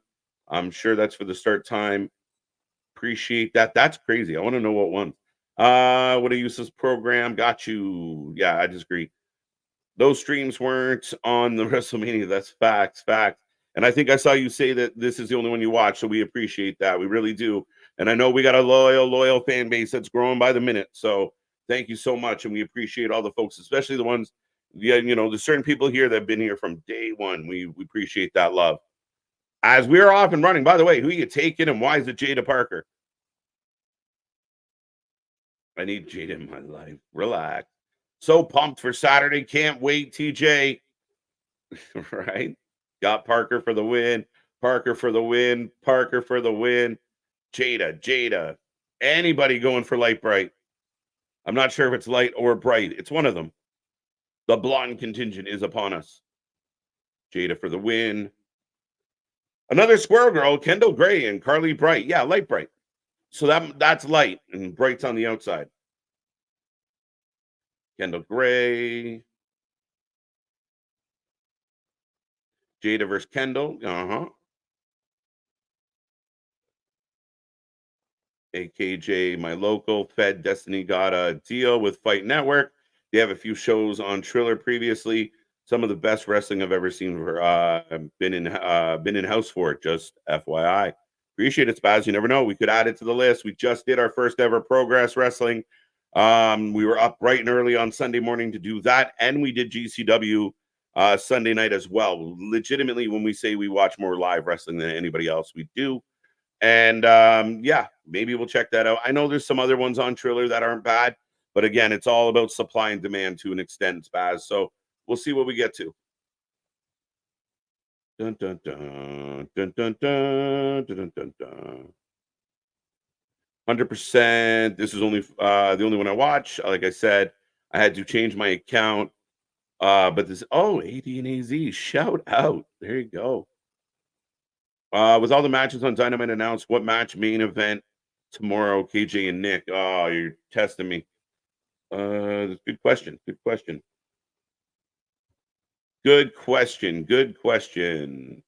It would have to be the Osprey match. No, yeah. Or does Hangman Darby?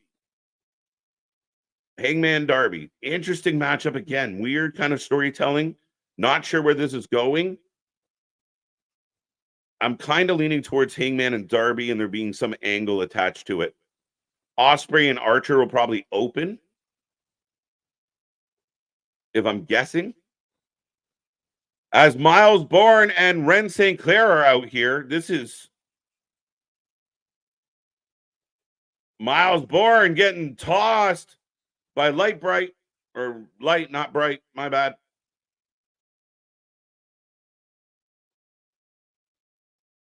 So she like this jacked lady? What? I don't understand. 2 count. Miles Bourne just get thrown. And NXT 90210 is still just rolling on. Jesus.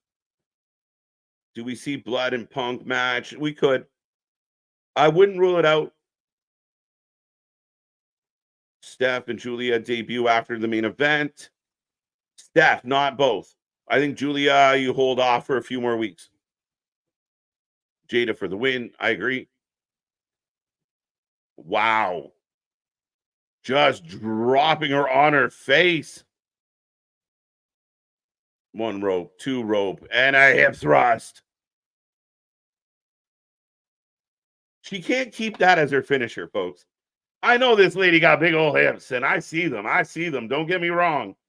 but that can't be your finisher. Run off the ropes twice and throw the hip.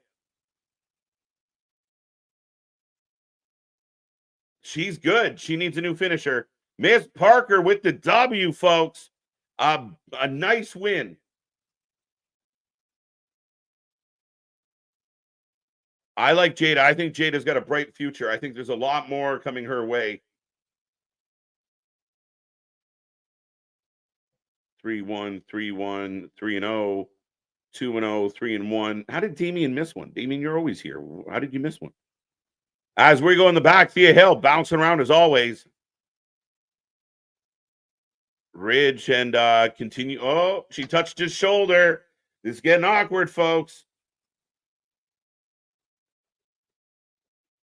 I'm kind of interested in seeing Mercedes and Camille say tomorrow, listen, Damien, I'll be honest, this idea of Mercedes and Camille working together and doing it in the fashion that we see right now, I'm actually intrigued to see what they have to say.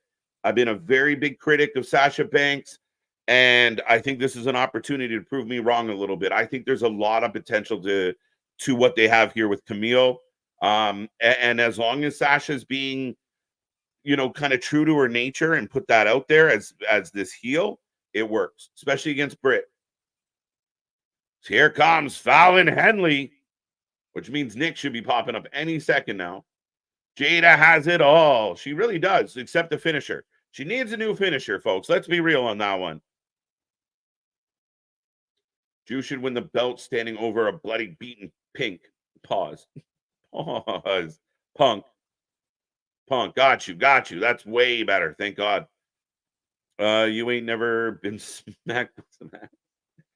That's again, still in the realm of moves, you might want to up the ante. That's a nice little transition move, I think.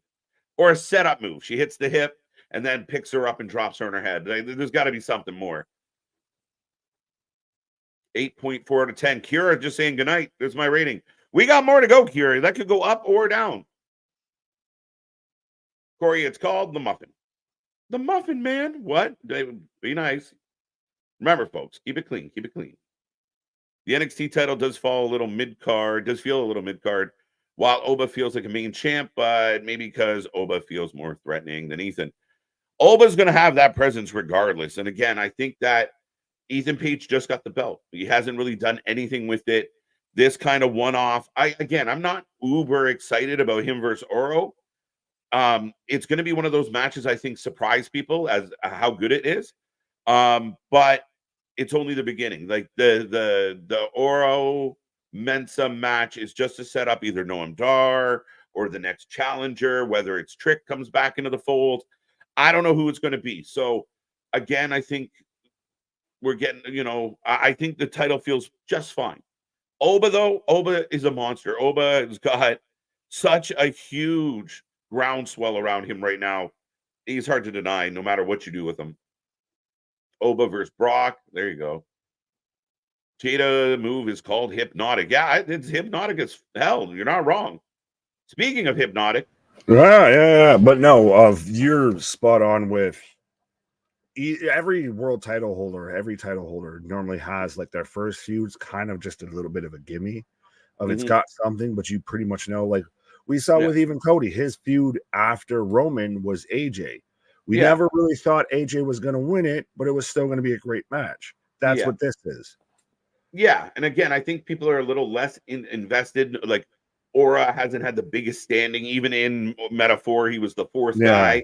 He was at the bottom of the food chart, their depth chart behind. He was the 4 in Metaphor. He was the 4 in Metaphor, to keep it simple.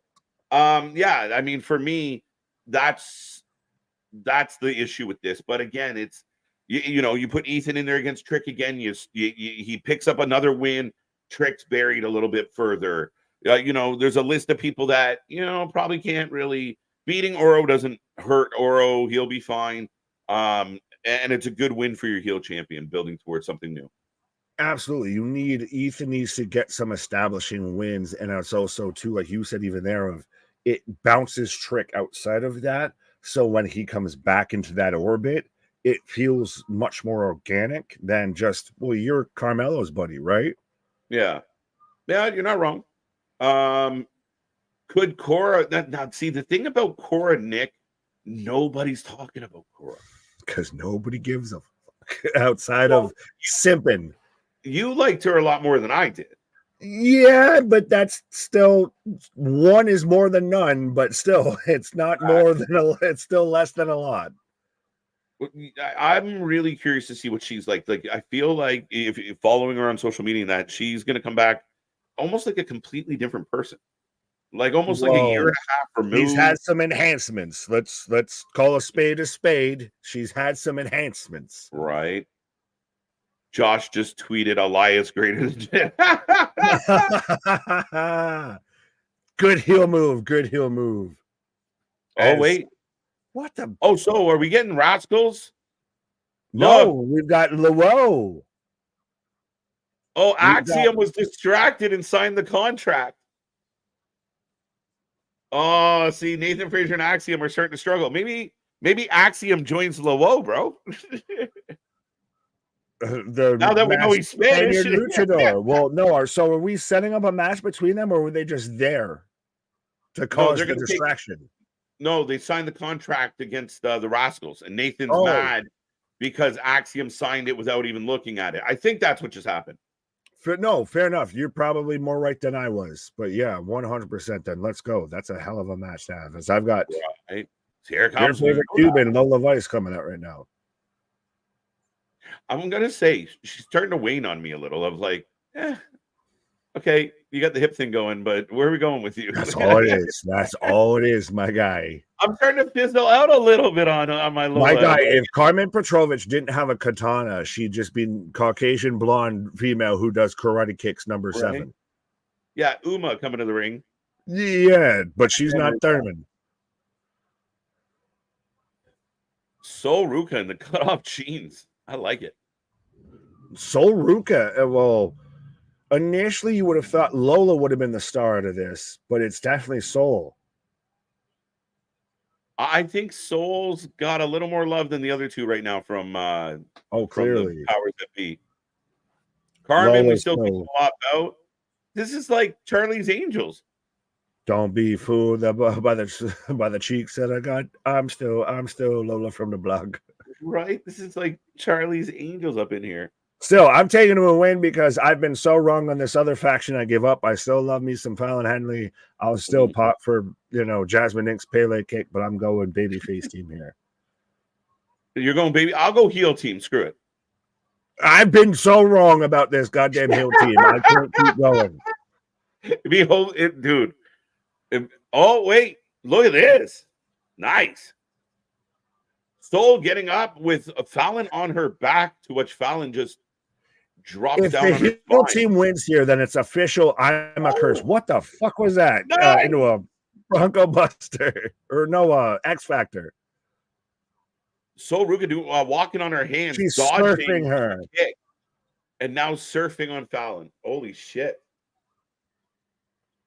Dude, a lot of talk about where women's wrestling's doing well. Watch this. Like, we'll compare this to other female wrestling, and as far as it being just clean and well put together and quick, it's second to none right now. Well, even just having defined characters and defined personalities and everything, that's a testament there. Right. Sol smaller lions. She looks like shrunk lions. Thinner lions instead of thicker lions. You put lions in the dryer and get Sol Ruka? Yeah, when you shrink her down. That's a whole interesting thing of, is Nikita Lyons NXT's Jamie Hayter? You got behind her, she got hurt, and then she just kind of stayed hurt. I'm kind of, sort of. I mean, remember, this goes back even further for Lyons because she was out for a long time. She was out on her debut. Got hurt again, came back, got hurt again, and then has been gone forever. Forever. I don't know, man. I assume she's still young. I'm assuming she still wants to do this. She's showing more and more videos of her kicking heavy bags and such. So maybe she's close. Yeah, but I almost feel like maybe that leads more like the Mandy Rose style of I just got to sit here and be thick and kick heavy bags and I can make money. I don't need to wrestle. I get hurt and I wrestle. I can just sit here and post pics being blonde and thick in a bikini and draw dollars. Yeah, she could definitely be on that that Kenny Omega vibe of like, I don't know if I ever want to do rehab again. Yeah, well, does she have ACLs or MCLs? She's got all the CLs gone. Yeah, man. I mean, she's young for such level of reconstruction. Ouch. On like both knees. Like she's got there like Stone Cold, just two fucking knee braces. Nikita's missed 70% of her NXT tenure. Fact. Valid. Where's Gigi? Gigi went to find a gimmick. Yeah. She got hurt, didn't she? I think so. She also had, I saw the little thing to, double knee from Petrovich and Lola onto JC for a 2 count. But I saw it to where she had a little makeover there for a quick second. But beyond that, yeah. Anthony on the vibes tonight, feeling it. Yeah, my guy. I knew I liked you at Thea. People got behind her because of what's behind her. That's a perfect way to put that, my guy. And very factual. Yeah. Lions can't stay healthy. I think that's a little bit of the case, at least from what I've observed. And I don't claim to be an expert in any way, shape, or form, Nick. Right. But on her body shape and size, some of the things that she wants to do consistently in a wrestling ring might not be conducive to that. Doing a splits finish might not be the best choice. Physics is a fickle bitch, and she's more the Steven Seagal than the La Femme Nikita when it comes to wrestling, my guy. Oh,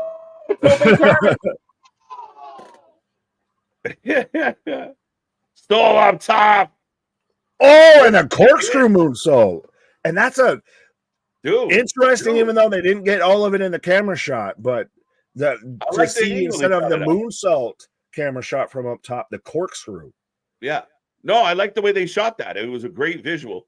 As we go back to commercial break, the babyface team is in charge and holds the high ground right now going into the commercial. But man, what a pace, big moves, big spots. The girls are flying. Soul is female Riddle. That's close. She definitely at least looks like she partakes in vitamins. If she doesn't. Just in vibe on the beach, my guy. I'm gonna soak up the sun. This is the sum of my faction WWE 2K24 tag team. There you go, Chris. There you go. There you go. Problem with the Lions is she's trying to be Brian Cage when she should be Nia Jax. Kind of, yeah. That's kind of my point. That's actually pretty valid. Yeah. Like that's why I was even joking of she tries to be La Femme Nikita and she's more Steven Seagal. Yeah. You know, Aikido is technically a martial art. It's bullshit martial art, but it's in a martial art. Right. Yeah, no, even Brian Cage can hit this shit better than her. She can't. I feel like she can't. She's got that punk syndrome of like can't get through a match without getting hurt somehow, or like having a really bad moment. Yeah, I mean, or being able to stay consistent. And at some point, you're going to have to be able to be durable enough to have a run, to be trusted that you're going to hold up.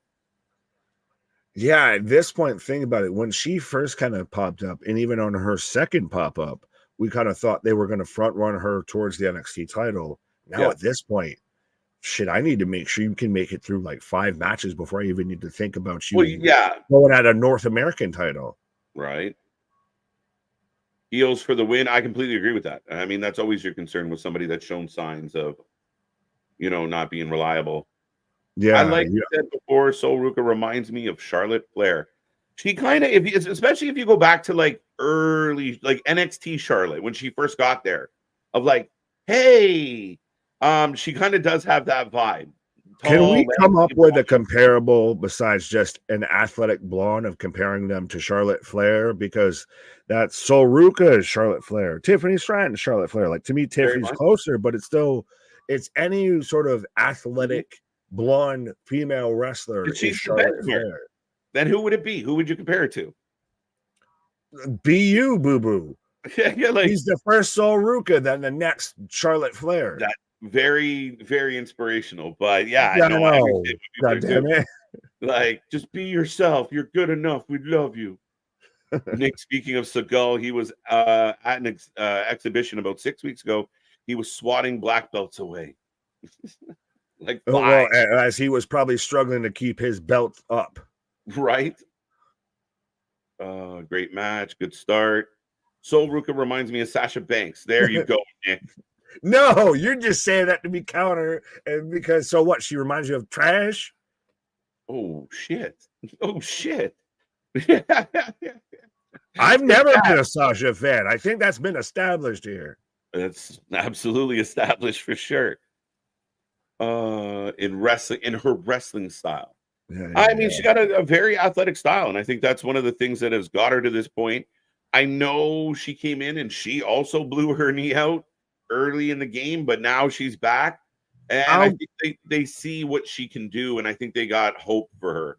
I'll give you, she's athletic. She'll hit the moonsaults. Granted, she hits corkscrews instead of just straight moonsaults. The soul snatcher's a little bit like a combination of, say, a cutter and natural selection a little bit. So you can make that connection, but it just feels to me it's like a little bit of every time that there's, you know, an athletic blonde female. And I get it. But still. It's like when, you know, a new person comes in the league, they're like, is it the next Michael Jordan? Like, that's just how it goes. Right, but doesn't that get old after a while? Like, you watch hockey. How often are you sick? Are you not sick of that's the next Gretzky? No, I'm not sick of it, because now is it the next Crosby? Is it the next Ovechkin? Is it the next generation? Is it the next McDavid? Oh, Lola on fire. Kicking everybody. Right? You get a kick, and you get a kick. Roundhouse. It wasn't established. It definitely is now since Stoner Jesus. Facts. Right? You can have that. Not even what I'm mad at. I don't recall another surfer gimmick other than Sting. That might be true, actually. Yeah, Surfer Sting.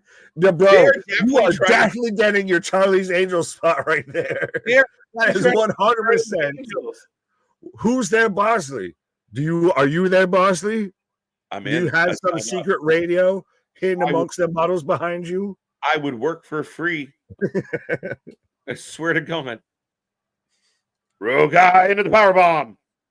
Stupid sexy Rhea pin for a 2-go. 2-2-2. Yeah, why is it always got to be like a pegging pinning position with this shit?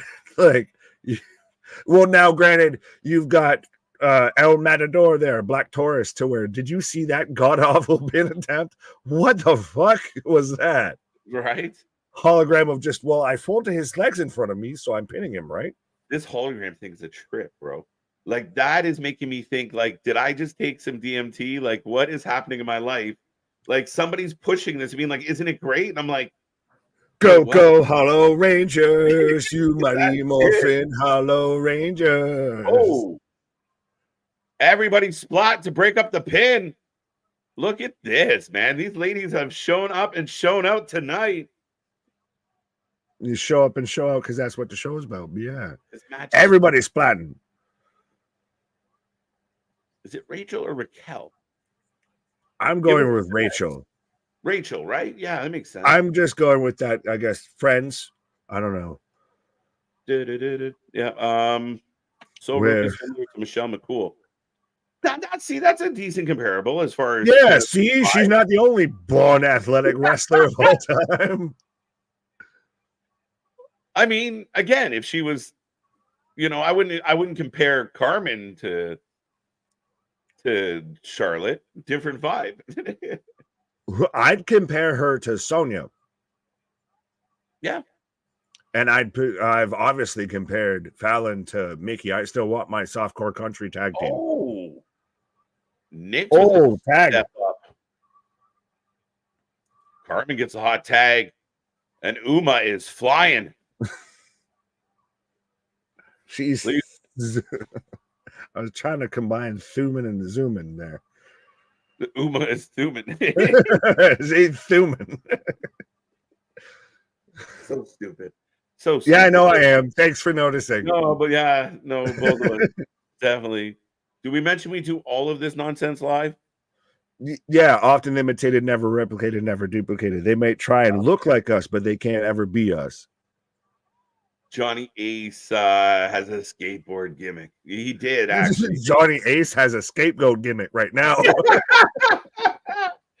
Oh, man. That's awesome. Oh, that's dope as hell. That's Fallon. That finishing move was dope as shit. But I'll take the W on the win. That's fine. You can have that. My girl Fallon. I'm happily take L's if it's still for the greater good. Yeah. Pele kick. Nick's favorite Pele kick in wrestling. Yeah, she does the Pele kick better than Styles does now. I won't say ever. I said now. Don't hang me. I said now. And then there you go. The new finisher from Fallon. But that's dope though. Like the little, that's good. So yeah, we're building up some lady factions. We see it on the main roster. We see it here. Damage Control comes back to a babyface pop last night. Tate and Paxley and Kalani. Yeah. Oh, Spooky Dookie 2. There are you. Oh, probably the best women's match besides the ladder match this year, other than Roxy. I don't know if I'd go, oh, hi. What the fuck? Jesus. That's just like, that looks like a Hot Topic commercial. Yeah. Yeah. Spirit Halloween, eat your heart out. As up next, ladies and gentlemen, it is time for your main event.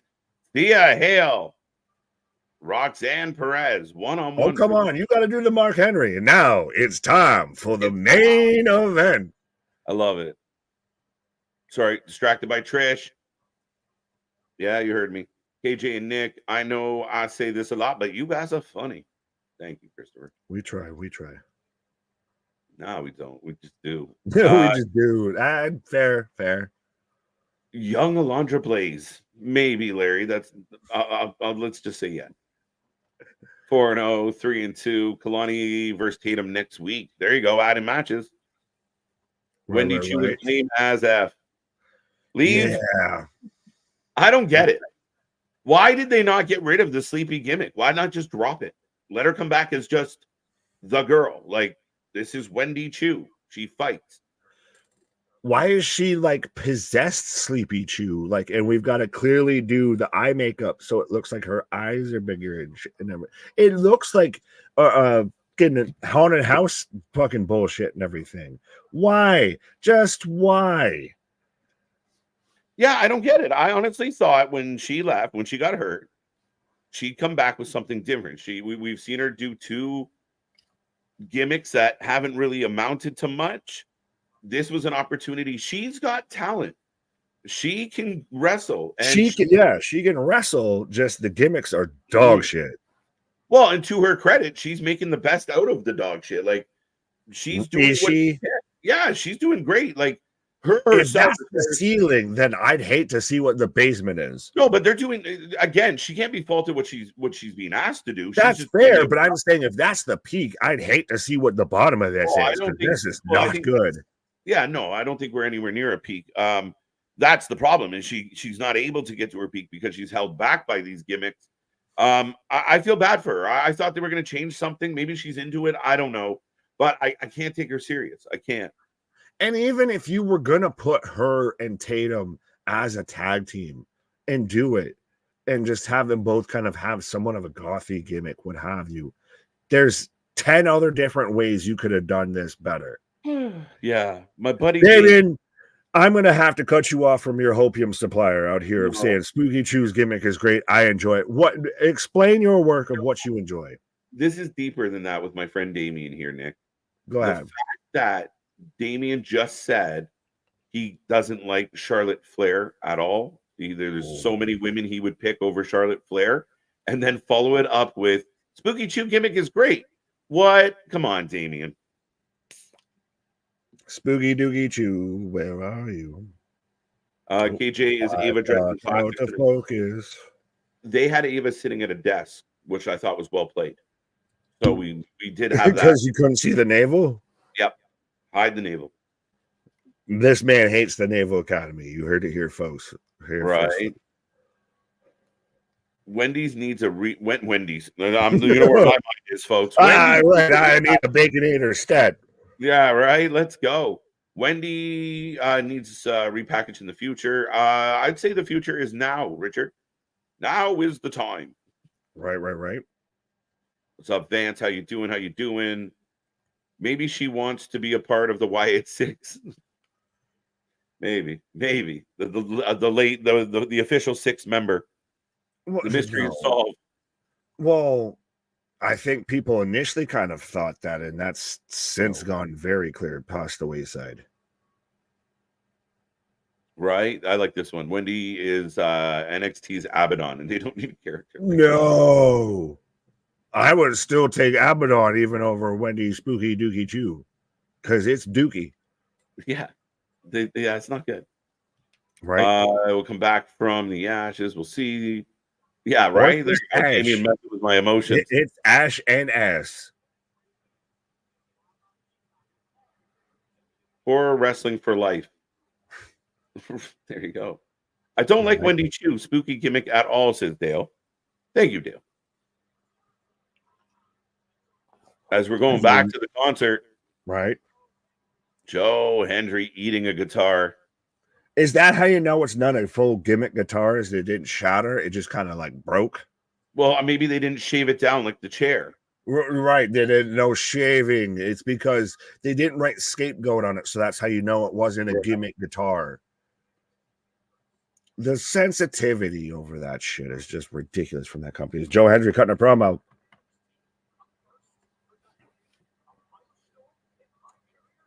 A milestone in my career. He's pissed. Next week, I'm Joe and Joe.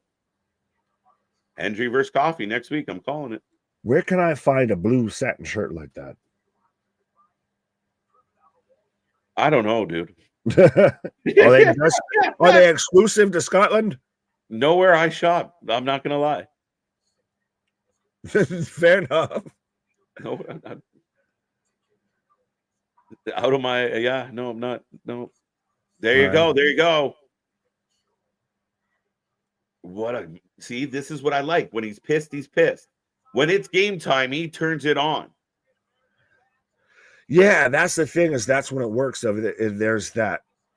It's a delicate dance, but to where you can dance between being a comedy kind of gimmick, and then when it snaps into reality, whoops, there goes reality.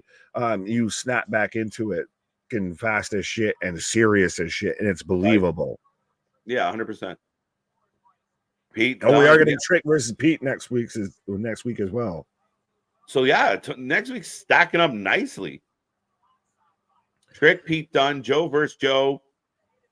Do you think Trick versus Pete's a good matchup because it'll probably slow Trick down a lot? And now you actually have to work. You can't just do fast-paced shit. You can't just do high momentum shit that will just hopefully carry you through it. Now you've got to work. Yeah, no, I think, and we talked about Pete Dunne's, transitioning into a producer as well and doing some writing and some producing. So that, plays into this. Can, you settle it down and get a better match out of Trick, maximize on the, there we go. Tag 3 title matches next week, Nick. 3 title matches next week. It's starting to look like that might be shaping up better than even night one. I hope it would. As we've got Thea Hale coming out with her, Apollo Queen kind of outfit on. Yeah. MSK. Living in America. I want you. I want you. Right. Oh wait, so does Roxanne come out to like, why can't we be friends? Why can't we be friends? Lonnie versus Tatum next week. Absolutely. Grayson Waller versus Joe Hendry Fire. I don't know where that came from. MSK versus Fraxium next week. Yeah, that's happening. I flipped my Fraxium. I think the Rascals are gonna win, bro. I'm all the way here for it. I think that's what I was halfway trying to argue earlier of like who would have the cooler like cross promotional reign, because technically AW and ROH would be two different companies, but yeah. Okay, moving so on. Still, who was the AEW representative in the question? I believe it was like Bullet Club, or they've done it a couple of times to where someone's like an AW Trios champion and an ROH Trios champion, what have you. That's the thing, is trying to find somebody that like trying to split hairs amongst those two in AEWs, like literally trying to find, split follicles. Yeah, as we got Roxy in the ring. Yeah, it's a little bit of a tough one, especially with TNA and WWE being like a pure kind of like, the Ring of Honor one kind of gets tossed around kind of freely as it is. So it's a real. It doesn't the Rascals as dual champs across two promotions, I think, is what ultimately what I was getting at. Would have been is fucking crazy to think about in wrestling in 2024. And do it. Do it. Oh, you need it's a feel good moment. Like again, it's one of those of like, so you just don't like shit then. Like you're just literally not a wrestling fan if you're not okay with it. Yeah, no, 100%. Like, why wouldn't you be pumped about that? Why wouldn't you think that? What does it hurt? Nothing. It's amazing, and especially because you're going to get good wrestling out of it. All right, I stand corrected. Thea Hale is very much more of like, Homer with Mo Sislak as it, First they called me, handsome kid, then slightly good-looking kid, and then it was just ugly kid. Right. The stinger. It's just the glove with the barbed wire on it. Roxanne Perez has become so good. Like, I feel like I've been watching her since she was like 15, 16. Like, her career goes so far back. I'm going to say this, and it's hoping to try and spark up to where we potentially do get a Roxanne versus AJ Lee match. Roxanne Perez is this generation's AJ Lee. It's a valid comparable, and we understand why it happens. Right? I think this match is going to cook. I think she wants that comparable to happen. Oh, yeah, I think she wants it. But ladies and gentlemen, get in that chat, click all the buttons, and make sure you let us know who are you taking, Thea Hill, Roxanne Perez, as we are in the main event, and we are back all week long. So get in there. We're winding down towards the end of the main event. The main event. Roxanne Perez is the next big thing. She's excellent, man. She's really coming to her own. Can you be like sub 5 foot and be the next big thing? Right? The next little thing. The next mid thing. Oh, Roxanne hiding behind the ref, getting thrown a cheap shot into the gut. Oh, I've got working over the arm right now. As we got a split crowd chant. Let's go, Roxy. Let's go, Thea. Let's go, Roxy. Roxanne just pulling away on that arm. Mm-hmm. Could we get Oh, go ahead. No, I was just going to say that's a strategy of, especially if Thea's going to be going for the Kimura lock later on, and that's what she would be using to win it. You're selling of hard to lock it in when your arm's already mangled. Absolutely. And I just want to point out for the people that can't see, they're putting up the graphic again of what happened earlier in the night. Well, so-and-so defeats so-and-so. I think that's a wonderful new touch that WWE is using in their programming. Oh yeah, 100% of it's. You're seeing it more and more. It's starting to get more of that. So that dipping with that line of sports-based versus. I am concerned though, because of how much Chasey was at ringside, that they're going to get involved, and this is going to take away. Like those moments are going to take away from the match. I feel as we're in commercial break now. Yeah, I mean, again, I don't know how much they are going to get involved. Somebody implied maybe there's a heel turn coming, but that'd be weird. By who? By Chase U's going to all turn heel tonight. Ridge is. No. We'll find out. I think Cora Jade is AJ Lee. Roxanne is more like Ivory. I do not see a comparable between Roxanne and Ivory very well. No. The only person right now that I would compare to, say, an Ivory would be Serena Deeb. Yeah, Serena Deeb. I think Kiana's got some Ivory vibes, if not Victoria Yeah, vibes. that's valid. I will give you that. Yeah, a little bit. Just ask Simone Biles. I'm sure that. Yeah, no, I shouldn't have clicked You on that. have that.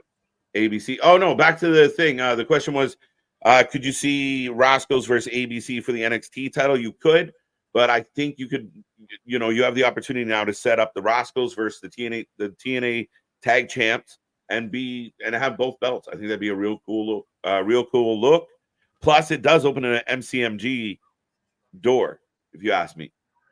Oh, if there's a point to where there's a way for MCMG to just walk on in, I think now is the opportunity. But yeah, could you ever see an NXT title getting defended on not NXT? Yep.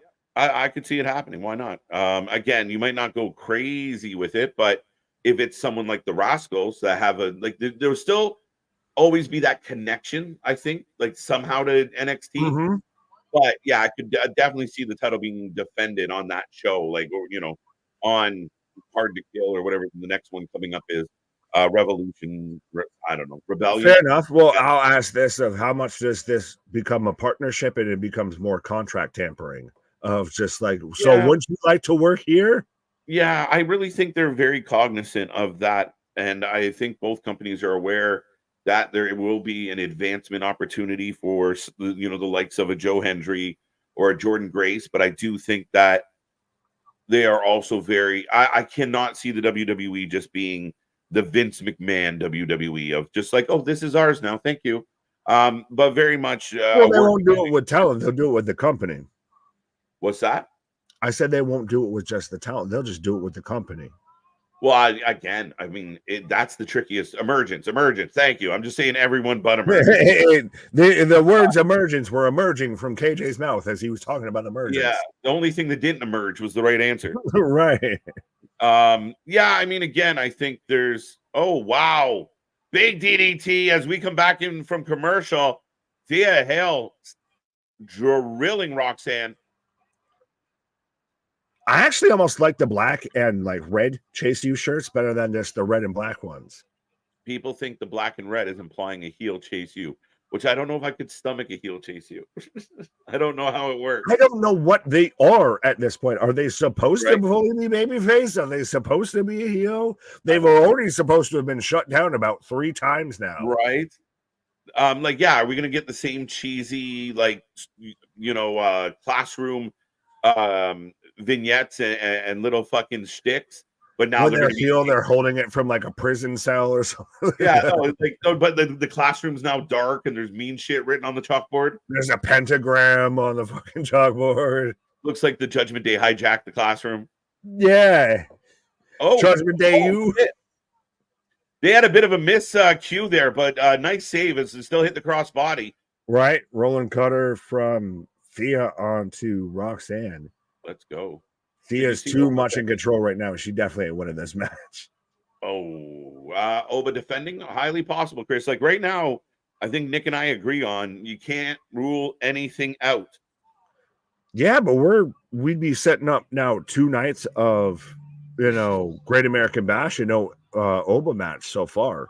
No. Now we know Oba's in the building. They made a point to tell us. Yeah, but world of hurt. Is that just a way to get Oba on TV? Maybe, just like he showed up. Right, Oba he's here. Left the building.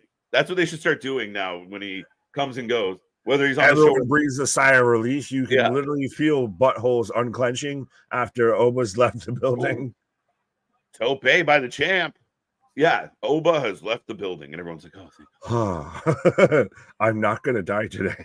I'm not gonna get my shit." With the shape of an L on her forehead, Nick. Oh, Tope! Yeah, she almost squirreled herself way over, but she got there. Yeah, no. Well, that was almost cranium on cranium. Yeah. Thea chance blow up in the building. It is so crazy to think that Thea's been one of the most consistent women on NXT. Oh shit! Two go. I told you this match was going to cook. And I know you didn't disagree with that. I think we both knew it. But this match is, again, on paper, you're like, sounds kind of funny. The match is good. Yeah, no, that's why I was literally preceding that was saying Thea's been kind of one of those staples of the NXT women's division for a minute now. Right. Do we get Julia this week or next week on week 2? I don't know if we get Julia yet. No. I could see Stephanie more than Julia. Yeah, you won't get Julia. Backside! Two go. Oh, come on. Yo, the crowd is going banana sandwich. Yeah, because we had it last night with Go Banana, and I actually even found it in the picture. I should have sent it to you, but I put it in the Discord. If someone was like, "Go Punk, go Drew," and then a side of "Go Banana." Oh, she's almost got it. Roxy rolling around. Rolling in a crossface. Yeah, but that's still like the way technically that she's got it. If you didn't know that was supposed to be a crossface, that's not hurting anything. I just, it's nitpicky of like, you should have been using like crank the arm back more. She's a 93-pound lady, man. I know, but goddammit, lock it in better. Amazing. Thea showing off her power.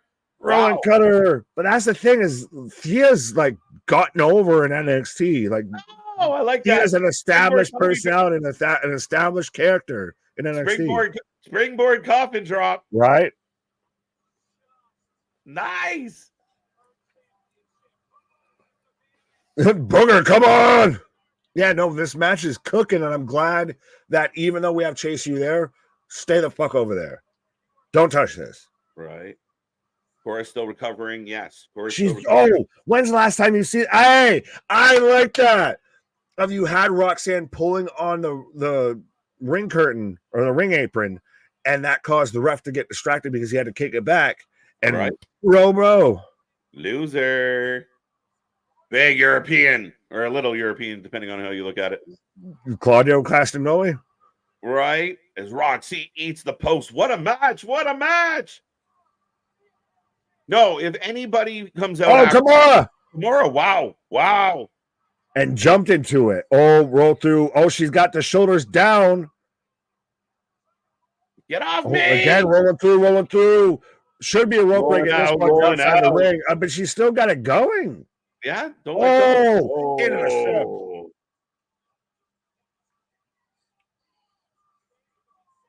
Roxanne retained Julia. No, I think if anybody comes out tonight, it's going to be Steph, guys. Yeah. Cora still, she didn't get surgery that long ago. Yeah, and Julia's still doing her thing with Marigold. Yeah, Julia's not going to be there until middle August. Crossface. No way. Two. Back into the Kimura. I thought I was almost halfway more believing of if she turns around and just randomly shifts her weight from the crossface and sneaks a roll up. Yeah, you're not wrong. I like how they look. Now look, transition right crossface. This back and forth between these women have been outstanding, Nick. It's crazy to see two smaller women, two athletic women, everything like that, but their submission game is the finishers. It's not, let me hit a coup de Gracie, spinning Finny-Lou and everything like that. No, it's let me hit a crossface, let me hit a Kimura. Pop Rocks. 3. It's over. You don't get up from Pop Rocks. And still, your NXT Women's Champion, Roxanne Perez, if there was any doubt. And she's literally already yelling at the ref, give me my championship. Oh, no, we don't have much time left on the clock if anything happens. But we're already in a run over. So yeah, this is basic. Yeah, no, that was a hell of a match. And I'm, like I said it earlier, and I'm glad it's a match that cooked, and I'm just glad those at ringside stayed only at ringside because it let that match be the good match it was going to be. Yeah. Don't get involved. You don't need to overbook it. Your presence is felt. Right. You're there, and that's enough. Roxanne Perez, Thea Hale, heartbroken. Crying. And I don't think Roxanne Perez can be overlooked for one of the people who have had an outstanding 2024. And she had an outstanding 2023, and you could even argue, damn, a 2022. Pretty good at the 2022. Yeah. In 2022, when she was defending all the belts and when she was a Ring of Honor champion and was already getting looked at and damn near signed to WWE as well. Right. Ladies and gentlemen, NXT has gone off the air. If you want to get in the chat, let us know what is your rating out of 10. One of our OG things around here. But we'll take a rating out of 10. What did you like? What didn't you like? What do you want more of? Are you excited for week 2 of Great American Bash? Nick, for my money, tonight was fast. It was quality. It was entertaining. Not much I didn't like. A very, very, very solid show tonight. Yeah, and really, I know there's been at times even you can nitpick like even the intros and shit like that when it comes to these kind of NXT like weekly shows instead of a premium live event, what have you. But no, a really solid night and sets the groundwork tenfold for night 2 of night 2. Now seems like it's clearly like this was a really great, if we're comparing it, not saying it's the same caliber, but like WrestleMania, night 1's really great, sets the stage for night 2. This 100%. Was really great, set the stage for night 2. Did you give us a numerical rating yet or no? I have not. I'm looking at some of the fans, but I have a pretty strong idea where I'm heading with this one. But Sunset Flip Powerbomb for the win. Yes, Anthony. It's called Pop Rocks. Panama Sunrise, Canadian Destroyer. Goes by many names. Still just as effective. Actually, I almost feel like, is it weird that in wrestling of like if you call a move a different name, it's somehow more effective? Does, especially if I call a cutter an RKO, it's somehow more effective than just a cutter. Is, right? It's deadly. It changes everything. I was reading about male boxers and female boxers in the Olympics. What a shit show. Okay. Side note. Thank you, Unbroken. 5-0-8. All right. 8. 8.9, 8.5, 7.5. Oh, 7.5 out of 10. Can you hear me? Wait, I didn't hear what you said. Sorry. Okay, you disappeared for a second. I was just trying to make sure you could still hear me. No, I heard you. I didn't fully hear. I guess if you asked me a question, I was just rolling through what people were giving their ratings. It might have been my side, but cool. Let's go. Okay, 8 out of 10, 9 out of 10. Damien's already predicting a return for next week because we didn't get it this week. Right. There's power in a name, Nick. Yes, 100%. That's why I put Bigly in front of my name, because I am Bigly. There you go. There you go. Actually, I didn't even give myself my name. You gave me this name. Did I? Yeah, I kind of did. You did. That was literally the first time I showed up on the stream. I instantly was born as Big Nick. Right. I will anoint you, Big Nick. Yeah. Nomine Patre, Filii, Spiritus Sancti. 8 out of 10. 8 out of 10. So seems 8-ish, 8 territories around, you know. Yeah, I'm right there too, Nick. I'm right there too. As far as NXT goes, scrape a couple points off for a couple little things. But ultimately, I can't think of a match that sucked. I think a lot of the matches, the main event was super fun. The women's match overachieved. Built up a lot for next week. Yeah, I'm happy. I'm giving this one an 8. I'll give it an 8. Maybe we can make a case for a 7.5. That's probably about the lowest I'd go. I could give it an 8. And it's somehow interesting that even without having any really matches or angles or anything that led to next week you're more excited for than this week. But yeah, no, tonight was definitely 5.9 out of 10. What? My guy, you just being salty just to be salty. Like if you just want attention, you can just say hi. They get bonus points for me. I didn't see the navel at all tonight, so that's an improvement. Navel Rain. She's gonna do the halftime show now next week. Here went to a 1. Didn't you give a different rating? Sorry, you were saying. No, I was just saying that it was good. Like it's hard to find a 9, 10s perfect shows and everything like that, but that was really good of that. Even giving them credit of what they set up for next week. The main event was great. I still even just keep popping over the intro with Hank and Tank of, no take, that's drywall. Yeah, no, I don't disagree with that at all. I think that's it was a fun show from the onset. And again, I thought we got really solid matches. I think there was a lot there to enjoy, and I think yeah, I mean, little things, a couple little tweaks here or there, but I mean, a really enjoyable show, a really fast 2 hours tonight. And yeah, next week you got 3 title matches. You got Joe versus Joe. In addition to that, yeah, next week's going to be a fun one. I'm really curious if they pop a bigger rating next week. And I think this one's going to do a pretty good number too. Yeah, well, it's going to be interesting to see what they did with this, because we still had the Joe Hendry concert and everything, and so where the man got a full song off before he was getting interrupted. He was going into encore. Right. I give Raw an 8. I gave NXT an 8. There you go. There you go. Somebody here likes Ricky Martin way too much. Facts. Yeah. But looking at you. Yeah, but yeah, man, overall a solid fucking show. And again, I think Roxy is an absolute star. She's come so far, so fast. I just feel like it was not that long ago. She was like this shy, quiet, reserved baby face that we didn't know, how to make sense of it. But she was second fiddle to Cora Jade, and then we had the paper mache skateboard. And all hell broke loose. Right. The curse was lifted after the skateboard broke. But yeah, Unholy Union versus Metaphor, good match.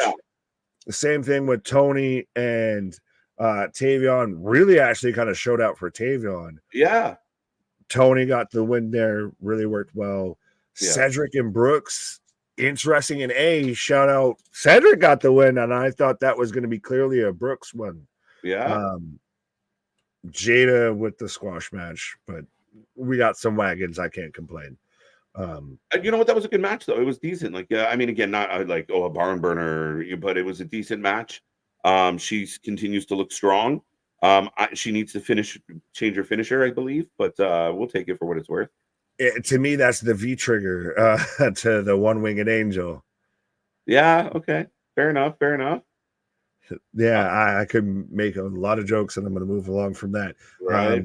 And then we got the 6-woman tag match, which you were right, I was wrong. Of course, the one time I don't pick the heels, they win. I'm wrong. I still stay wrong when it comes to this faction. They're a black hole of my existence, I feel. Right. That's too funny. When you flipped, I'm like, they're definitely winning. Like I'm a curse. I'm like Madden covers. I'm a curse. Yeah. And then the main event was fantastic. And to me, what really sold it is the outside interference stayed outside. They had every chance and every opportunity and every reason to get involved, and they didn't. And that's good restraint on letting those two go at it. 100%. Yeah, no, I think you're right. Like from start to finish, it bangs. It checked a lot of boxes tonight. Super happy with the show. Tomorrow, Hangman Adam Page versus Darby Allin. Folks, very interesting. We will be here for Dynamite. Ospreay taking on Lance Archer. We're probably going to get more Learning Tree. We're going to get more Mercedes. I believe we're going to hear from Mariah May and MJF. So lots going on tomorrow, dude. A weird conglomeration match. We're going to continue. The conglomeration. But with all of that being said, the giant inhale right before that. Yeah, like with that being said, with all of that being said, folks, we're going to tap out for the night. Make sure you tell your friends, share this link with everybody. We are growing by the second, and we appreciate it. Again, all week long we are packed. Keep an eye out. Click that little bell so you know when we drop anything of surprise. But a lot coming your way, folks. So be a part of all the fun. Thank you for joining us. And big shout out to Anthony in the chat as well. Nick, the bash was a pretty good one. Yeah, it's SummerSlam week, so might as well, enjoy the ride, enjoy the biggest party of the summer, my guy. But our shit is real, our shit is raw, our shit is all authentic. When you're talking about that wrestling, you're going to put that full life with it. Come back tomorrow, folks. We got Dynamite. See you on the flip side, and good night.